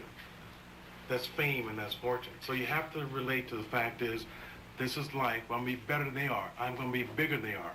I'm not going to yield to that type of humanity or that support or that meanness. And I think that's what I'm trying to say to you today. You've got to change the way of doing business. Now, as far as I'm concerned, I go back to the time that we had the hearing. And I was one of the guys that asked the hard questions about Indiana. I was the one to ask your doctors. And what I want to know, Mike, without having anybody on your staff, who are your real friends? Do you have friends that you can talk to? You have a group you can sit down and converse with without those people being on your staff? You know, you hang out with, you play football. They'll really be candid with you and tell you the rights, wrongs, or good, or be your second set of eyes for you. Do you have some people like that? I don't have one friend in my entire life. My experience in life produced the person that I am. And the person that I am, I was never successful with friends. Okay. Thank you. Dr. Olo. Thank you, Mr. Chairman. It's been very enlightening for me to see how these things have unfolded in the line of questionings that have been done by the fellow commissioners. And the last question was actually one of my questions that I truly, truly needed to know, and you answered it. The question was, who do you lean on? Who are your friends? Your response is, I have no friends. I came into this room today with an open mind, with the burden of proof being on you to prove yourself. Boxing will be fine when Mike Tyson leaves boxing. The question is, will Mike Tyson be fine when boxing leaves him? I've grown up the first 35 and a half years of your life. We've seen where you've been, what you've done. And I'm very concerned on the next 35 and a half years of your life from this point forward. My line of questionings have all been answered. At this time, Mr. Chairman, I'd like to entertain a motion if you want. I don't. Well, No? Okay, that's fine. Well, there's some more questions, but the Commissioner Amy Ayub. Then I'll rest. And then thank you very much for your comments. Thank and then John Bailey has additional questions. I have no further questions. You have no further questions. Chairman. Okay. I know that surprises you. That shocks me, quite frankly. Yes. No, I didn't know what other questions there were, but... Go ahead. First, Mr. Fess, I appreciate that you allowed Commissioner Szymanski and the others to just share their feelings and not only ask questions as you were limiting me to. But, Mr. Tyson, I just wanted to say that you asked a good question. Why have laws if we're not going to enforce them? That's an excellent question, and I hope we help answer that today.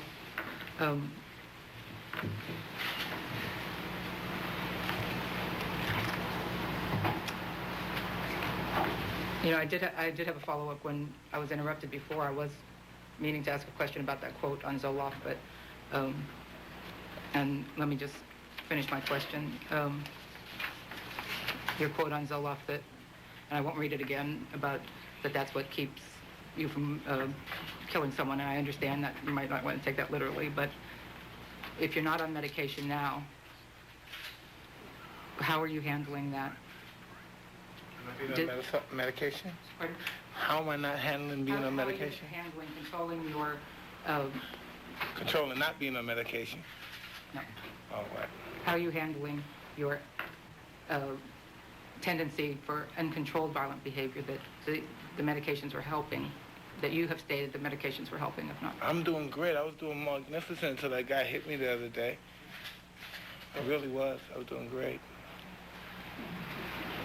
Mr. Chairman, I have no other questions, but I'm just asking, we do have time for our statement before.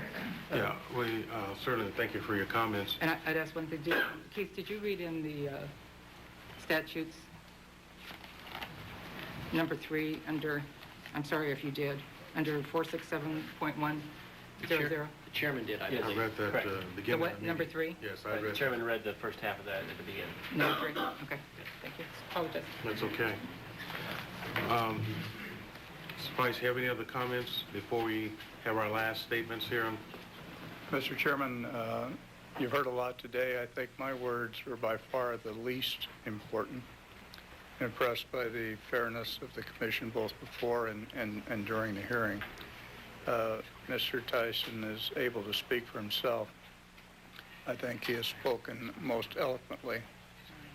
You people, by your experience, which you've demonstrated today, your talent, are the ones in the best position to decide.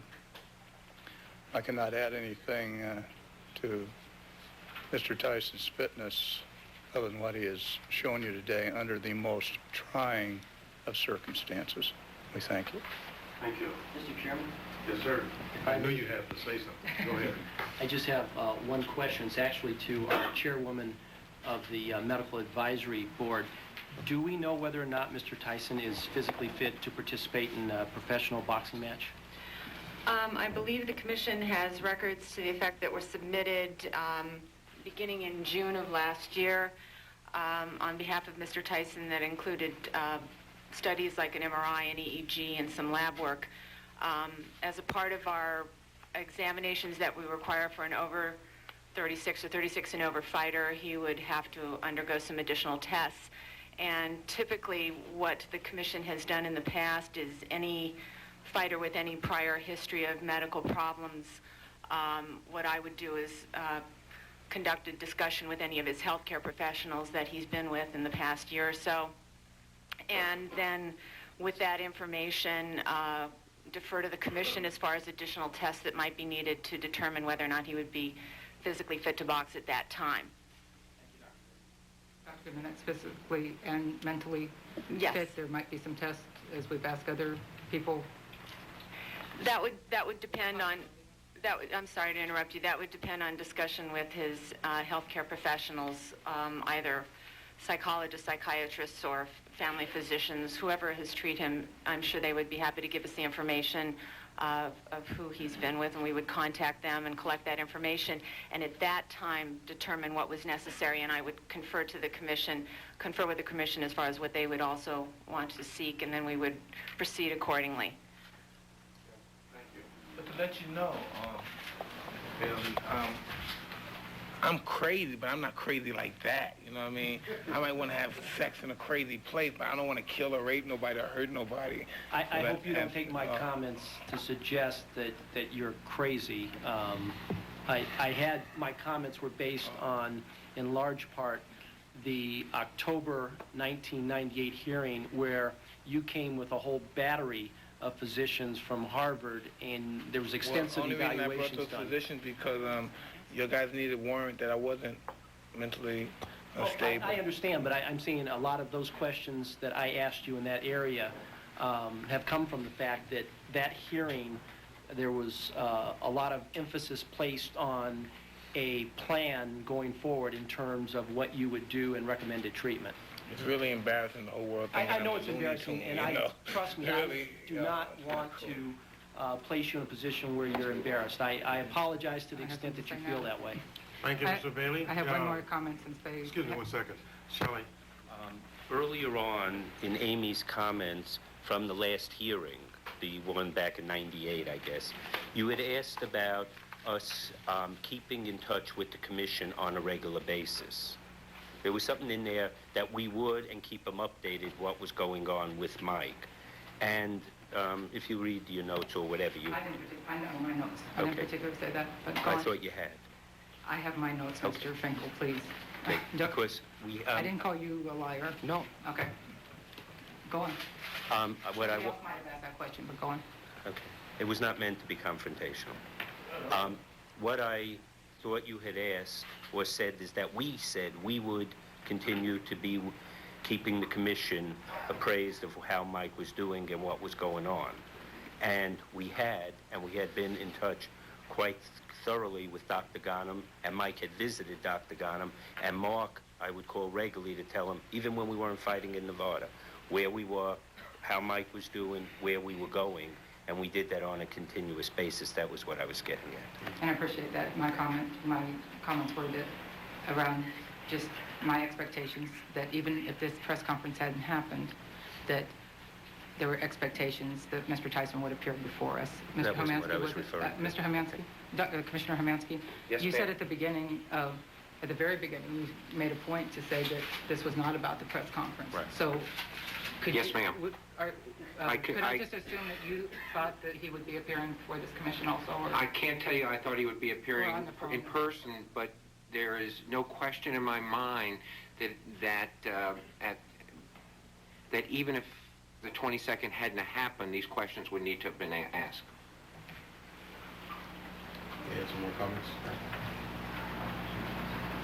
No. I'm going to not comment on his last statement. Kind of joking statement. Okay, let's, Seriously joking, though. Can you entertain a motion? Hold on one second. Mike, you have some comments? No, I was just saying I wasn't the person that you guys were actually not meaning to portray, but actually portrayed from your last, from what you read from your sheet. I feel really kind of a personal obligation to, since you did make kind of a joke and throw up rape, and we've been very respectful of the law and not talking about anything that, you know, we understand that anybody can say anything, and we respect a presumption of innocent until proven guilty, but there's also guilty when proven guilty, and you've stated that you have had that conviction in the past, so it just bothered me a little bit when you throw that away in laughter. Thank you. Okay, thank you. Dr. Alamo? Mr. Chairman, at this time, if you'd like to accept an entertaining of a motion. I'm sorry, I thought we had statements. Those were questions. I'm sorry, okay. Did you have a statement? Excuse me? I thought you indicated we were going to take a 5-minute recess and then come back. At this point in time, and I allow the court recorder to change the paper there, so we'll take 5 minutes to recess, come back in our last statement, and I want to move forward. I want to be out of here about 4 o'clock. Could be even earlier. Thank you. Let's give him leeway. So you heard Dr. Luther Mack, the chairman of the Nevada State Athletic Commission, calling a recess for 5 minutes, also saying he would like to have this particular hearing wrapped up by 7 o'clock Eastern time. It is going on nearly 2 hours since Mike Tyson's hearing to reinstate his boxing license has begun. Just to summarize some of the things we heard today, commissioners each given an opportunity to ask Mike Tyson questions. Some asked more than others. Dr. Flip Hemansky had just one question for him, while Amy Ayub, one of the other commissioners, spent quite a bit of time, asked for assurances that Mike Tyson could abide by the commission's rules. When asked about that, Tyson said, quote, "It's the most important moment of my life as far as his boxing career is concerned." He's also asked many times about medication he may or may not be taking. You may recall quotes attributed to Mike Tyson about the medication Zoloft and why he was on it. Tyson said he has not been on medication for approximately 6 months or so. He was asked about medical caregivers. He was asked about his behavior at last week's news conference, the one which resulted in the melee with Lennox Lewis. That, of course, was the news conference to promote the fight Mike Tyson is hoping to stage in Las Vegas April 6th, a scheduled heavyweight title fight in Las Vegas. We should also point out that one of the reasons we're having this hearing is because Mike Tyson is over the age of 35. Under Nevada state law, any fighter over the age of 35 must seek to regain his boxing license. What is going to happen now is when the recess has ended, the commission will return. Each commissioner has an opportunity to make a final statement. Under the rules of the commission, however, they cannot leave the room. In interest of full disclosure, there will be no deliberation amongst the commissioners. They make a statement, then must make their vote in public. Mike Tyson needs 3 of those 5 commissioners to vote in his favor to reinstate his boxing license and facilitate that fight in April. We want to know what you think about Mike Tyson. You don't have a vote on the commission, but you do have a vote on ESPN.com. Do you think Mike Tyson should be allowed to fight in Nevada? Those of you who've been with us over the last 2 hours or so, you've heard the evidence from both sides and heard the questions asked. So far, 60% of you say yes, Iron Mike should be allowed to fight in Nevada, which would make that April 6th title bout with Lennox Lewis happen. Thanks to all of you who voted on ESPN.com, and we will send you back out to Las Vegas in just a bit here on ESPN News. Stick with us. Meantime, the Nevada State Athletic Commission currently in recess. We'll get you back out to Las Vegas for the conclusion of the Mike Tyson hearing after this here on ESPN News.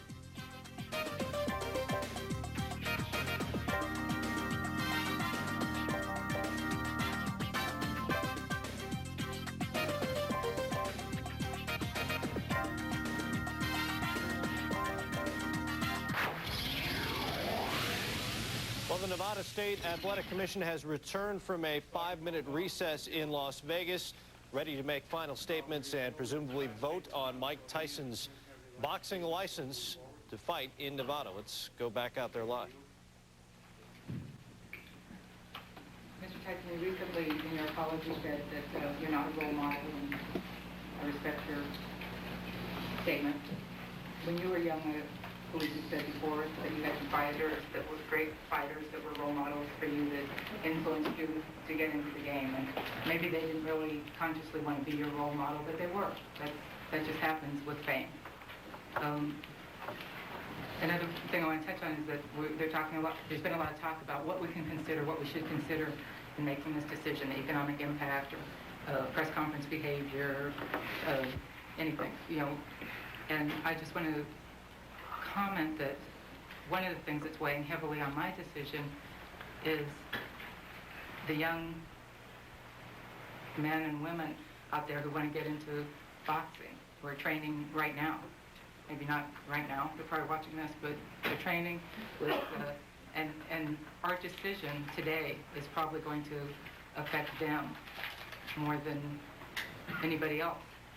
You know, they're training with coaches and trainers who go to extraordinary efforts to teach them the importance of following the rules and regulations. They teach them the importance of, in this sport and in life, of respect for ourselves and each other. They teach them a lot of times that this sport is an opportunity for a better life, much like you've said the Customato taught you. So what are we going to do? You know, are we going to validate those lessons and say that good behavior, that fighting within the rules, living within the rules will be rewarded? Or are we going to say that uncontrolled violent behavior will be rewarded with multi-million-dollar paydays? I just want to be able to look at them and say that we will not tolerate this type of behavior, Mr. Tyson. Not in boxing and not in Nevada. And Dr. Nave, in 1998, and we talked recently, still believes that, I'll quote, he said that he felt that only if you're not allowed to fight will you get the help that you need. And I agreed with him then, and I agree with him now. Thank you for being here, and thank you for answering the questions. Thank you for your time, ma'am. Any other comments? Yes, sir. Yeah. You want me to go next? Well, you have a statement? Yes. Okay, go ahead. Mr. Tyson, let me tell you the context in which I proceeded in thinking about what we're doing here today and your responses to the questions and what I've reviewed. You are not here today as a new applicant. You are a prior licensee with a disciplinary problem back in 1997. In July of 97, you were found guilty of unsportsmanlike conduct and conduct which was deemed to be a discredit to boxing. And your license in Nevada was revoked for life. You were also fined $3 million. You served at least a year, and you made another application for the reinstatement of your license. This commission reinstated your license in October of 1998. That decision, in my view, was necessarily based on you having met your burden of proving your general suitability, character, integrity, and ability to hold a privileged boxing license in the state of Nevada for the calendar year 1999. While I was not on the commission back then, I understand and respect that decision. Your license then expired at the end of 1999. While I start my analysis from the beginning of 1999 to the present, as a prior licensee, the 1997 disciplinary matter is clearly a part of the landscape that must be considered. I also note two very important points.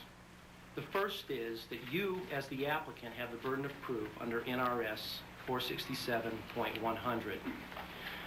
I also note that the receipt of a boxing license in the state of Nevada is a privilege. It's not a right. I have gone back and I have thoroughly reviewed all of the transcripts. I've looked at every document that's been attached to those transcripts because I wanted to understand what has happened with respect to you as a prior licensee. I want to tell you that your demeanor here today, I believe to be exemplary. I understand only from a distance the scrutiny that you're under. I understand only from a distance the embarrassment that you might feel today. You said it was the worst day of your life.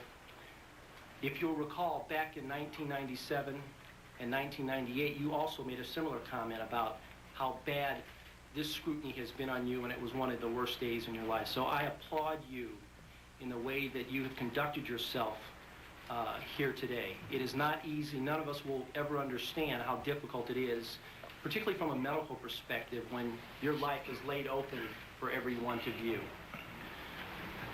You have been assisted by Mr. Fess, who I have personally worked with, and I see Mr. Kennedy here as well, another individual that I've worked with in the past. They are two of the finest attorneys in this country. You have a very able legal staff. They have always met my expectations, and today is no exception. I applaud you and them on a fine presentation. Your life is surrounded by controversy. Wherever you go, there's controversy. You're not unique. We can all think of other athletes, we can think of other business people, and we can think of politicians that wherever they go, there's controversy. Everything you do, everything you say is scrutinized. And when I say that your life is always one which is surrounded by controversy, I don't mean to say that it is your fault. A lot of the controversy that you find yourself in, I firmly believe, is not your fault. I believe that other people provoke you.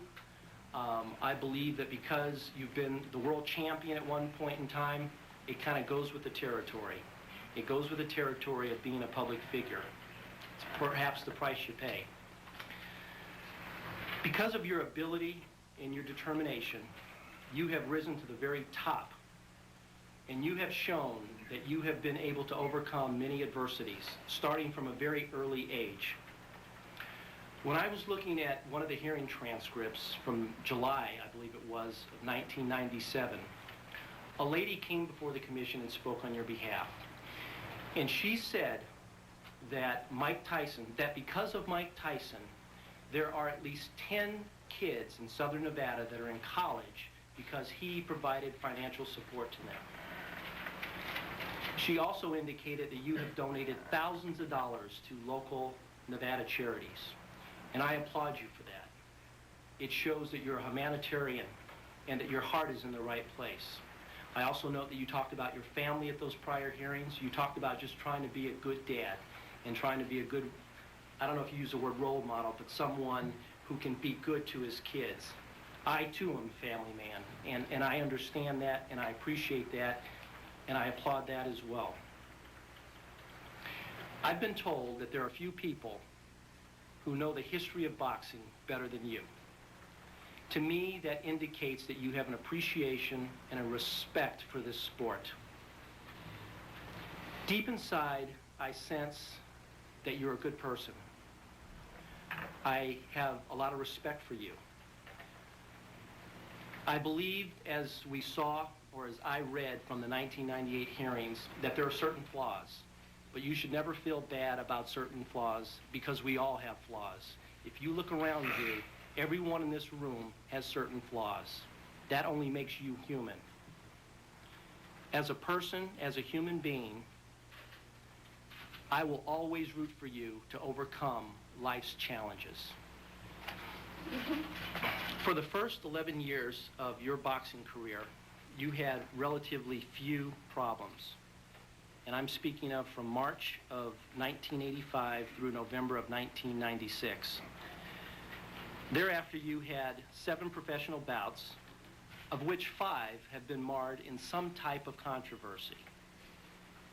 There is also the motor vehicle accident in Maryland, which I now understand you made a no contest plea and that you did 4 months in jail. And there was also the event last week, the physical altercation and the altercation after that. From my view, the physical altercation was not unique to Mike Tyson. We have seen similar occurrences in the past. We saw the Lewis Rockman physical altercation.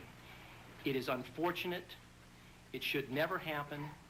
Our executive director, Mark Ratner, has said that it was preventable. I agree with him. Preventable. I agree with him.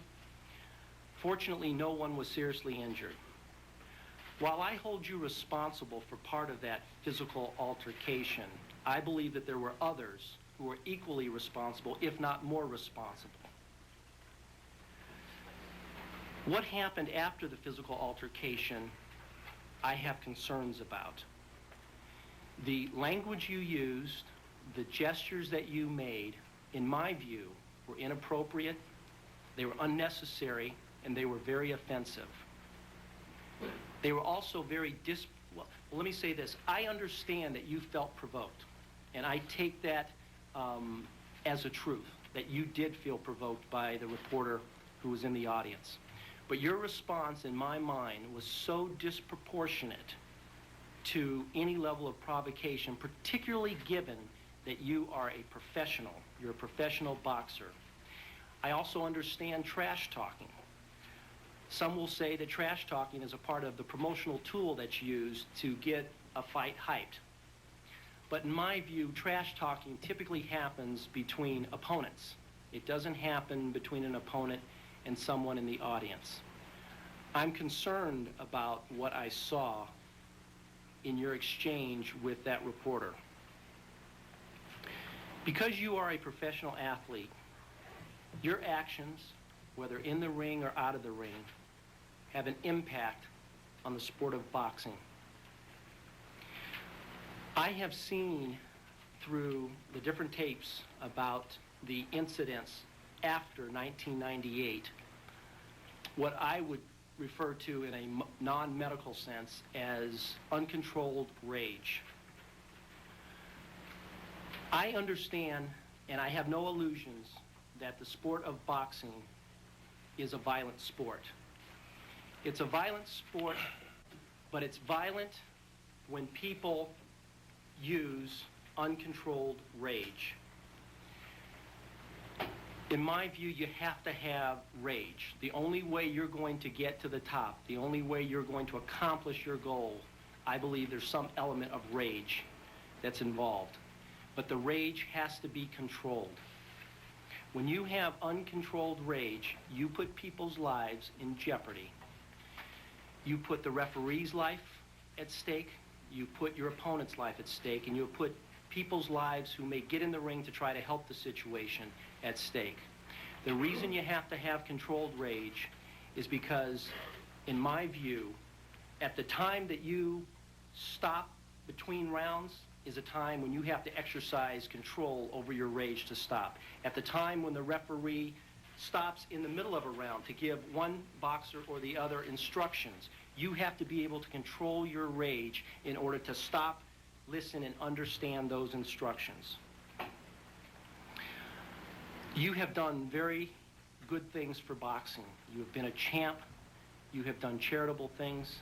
I believe you have tarnished, though, and I believe you have diminished the sport and the profession.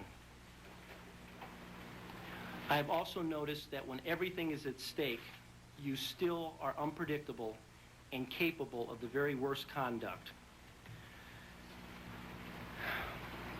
In totality, I look at the events that have occurred since 1998.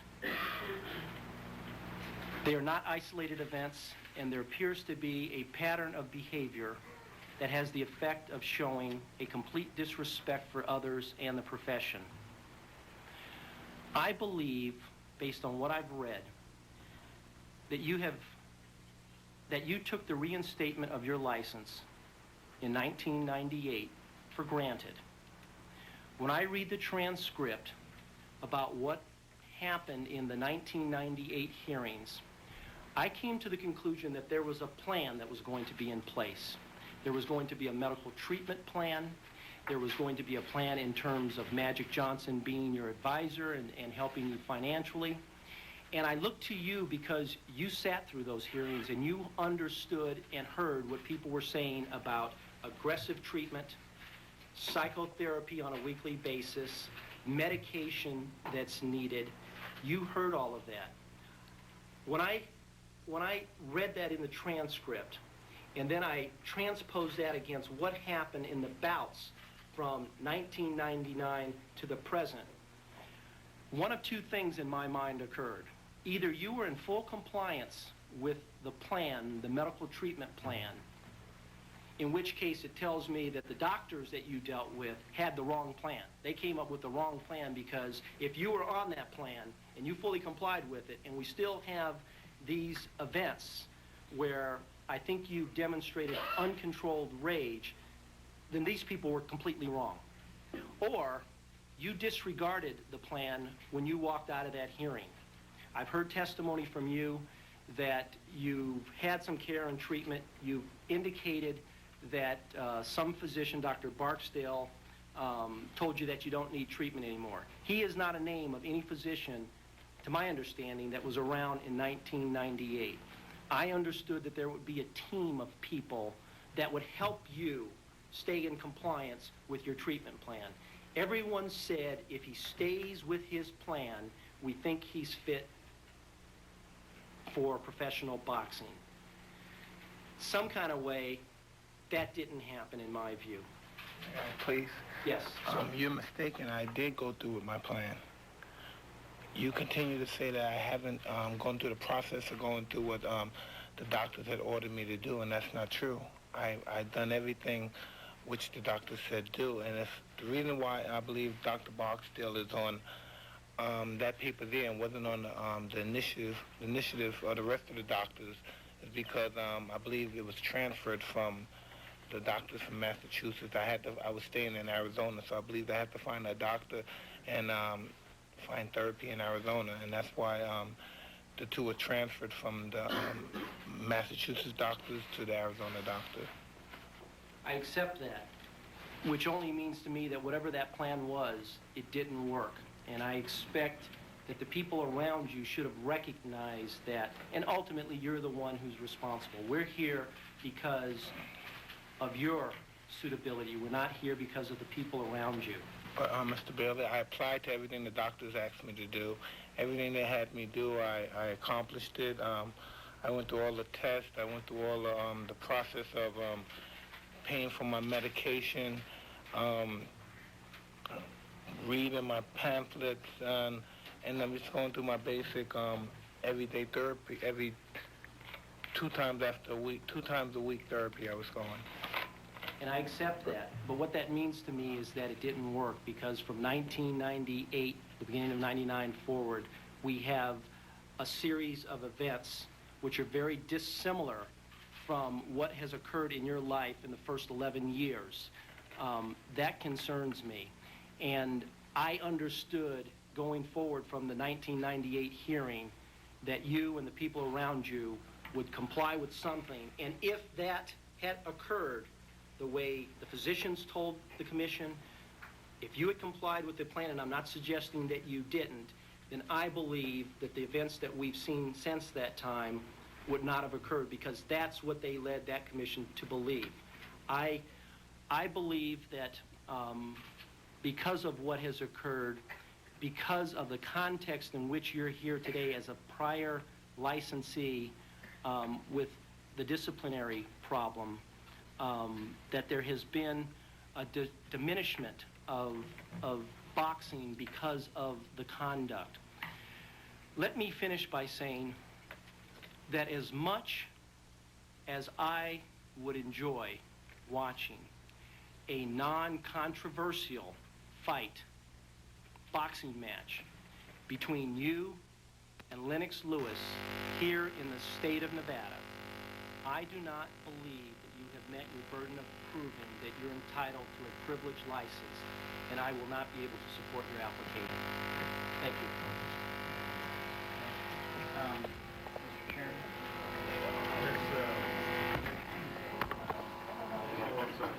Mr. Chairman. Thank you. Mr. Chairman, thank you for the floor. When I presented today, I presented with a completely open mind, completely without any prejudice, with no decision preconceived in my mind. As I said before, and I'll say it again, it was Mr. Mike Tyson who brought us here, and it would need to be Mr. Mike Tyson to get us out. Something very, very important to me is I needed to feel the assurance that this would never happen again, that he controls himself and his emotions, that he could control his impulses, use good judgment, have people around him which he trusted and can use as support. And unfortunately, I did not see that here today. So at this time, Mr. Chairman, I'd like to make the motion for denial for licensure of Mr. Mike Tyson. Oh, we gotta go to Flip. Did you have another comment, Dr. Flip? He hadn't called for a motion. I appreciate that. I'll make a real short comment, is that we're all losers here. I mean, there are no winners, and this is not the way the chapter in boxing was supposed to be written. And tomorrow, the wrangling between HBO and Showtime, and who's the #1 contender, all of that, you know, will start. That's the unfortunate part. The people who will try to pick over the remains of the financial package, and the whole issue here is Mr. Tyson and Mr. Tyson's health and welfare. And I know that this commission is still dedicated to providing whatever direction or help in the future that we can do. And this commission will never walk away from trying to help you. Mr. Chairman? Mr. Chairman? We have sat here with appreciation for the commission's views. May we respectfully request a recess? Yes. How long? At 10 minutes. 10 minutes recess.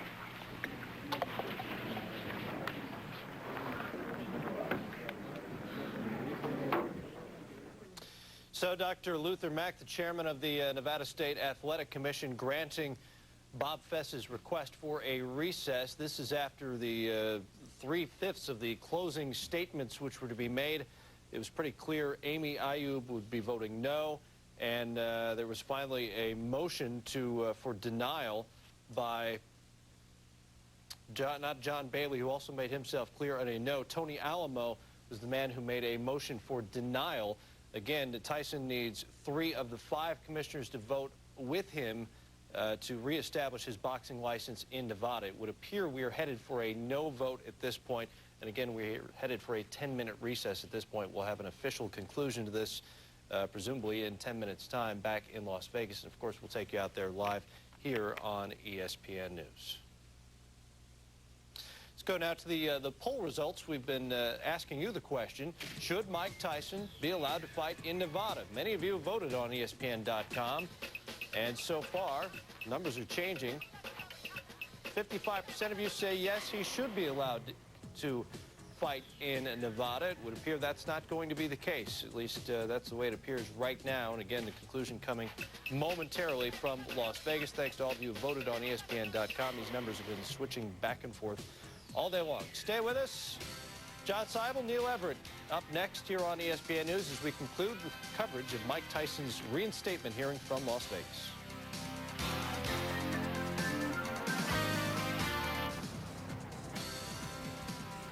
Hey, hope you're having a decent Tuesday. Welcome to the latest half hour on the ESPN News Network. In this corner, John Seibel. In this corner, Neil Everett. We're, of course, waiting on that decision from the Nevada Boxing Commission on Mike Tyson. We're also waiting to hear from Marty Schottenheimer. He'll be officially introduced as the new head coach of the San Diego Chargers. But first, Mike and his fight for his fighting future.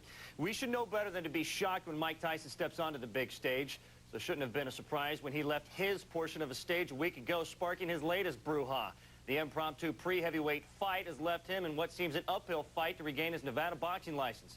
Today, the one-time champ took a swing at getting back in the ring, answering Chairman Luther Mack's question, how can they be sure this will never happen again? I could assure you, as far as I'm concerned, on my behalf and my conduct as a gentleman of the sport, you will never see or hear of that happening for me again. As of this day, I give you my word. I'm an average guy, and there's been people that's done just as equal, if not worse, as myself, and I don't really care if they do it, whatever, because I'm not Mother Teresa, and I'm not Charles Manson either, but just treat me equal. You know, I don't care if that guy's banned me for life, but just ban somebody else that does the same thing. I'm crazy, but I'm not crazy like that, you know what I mean?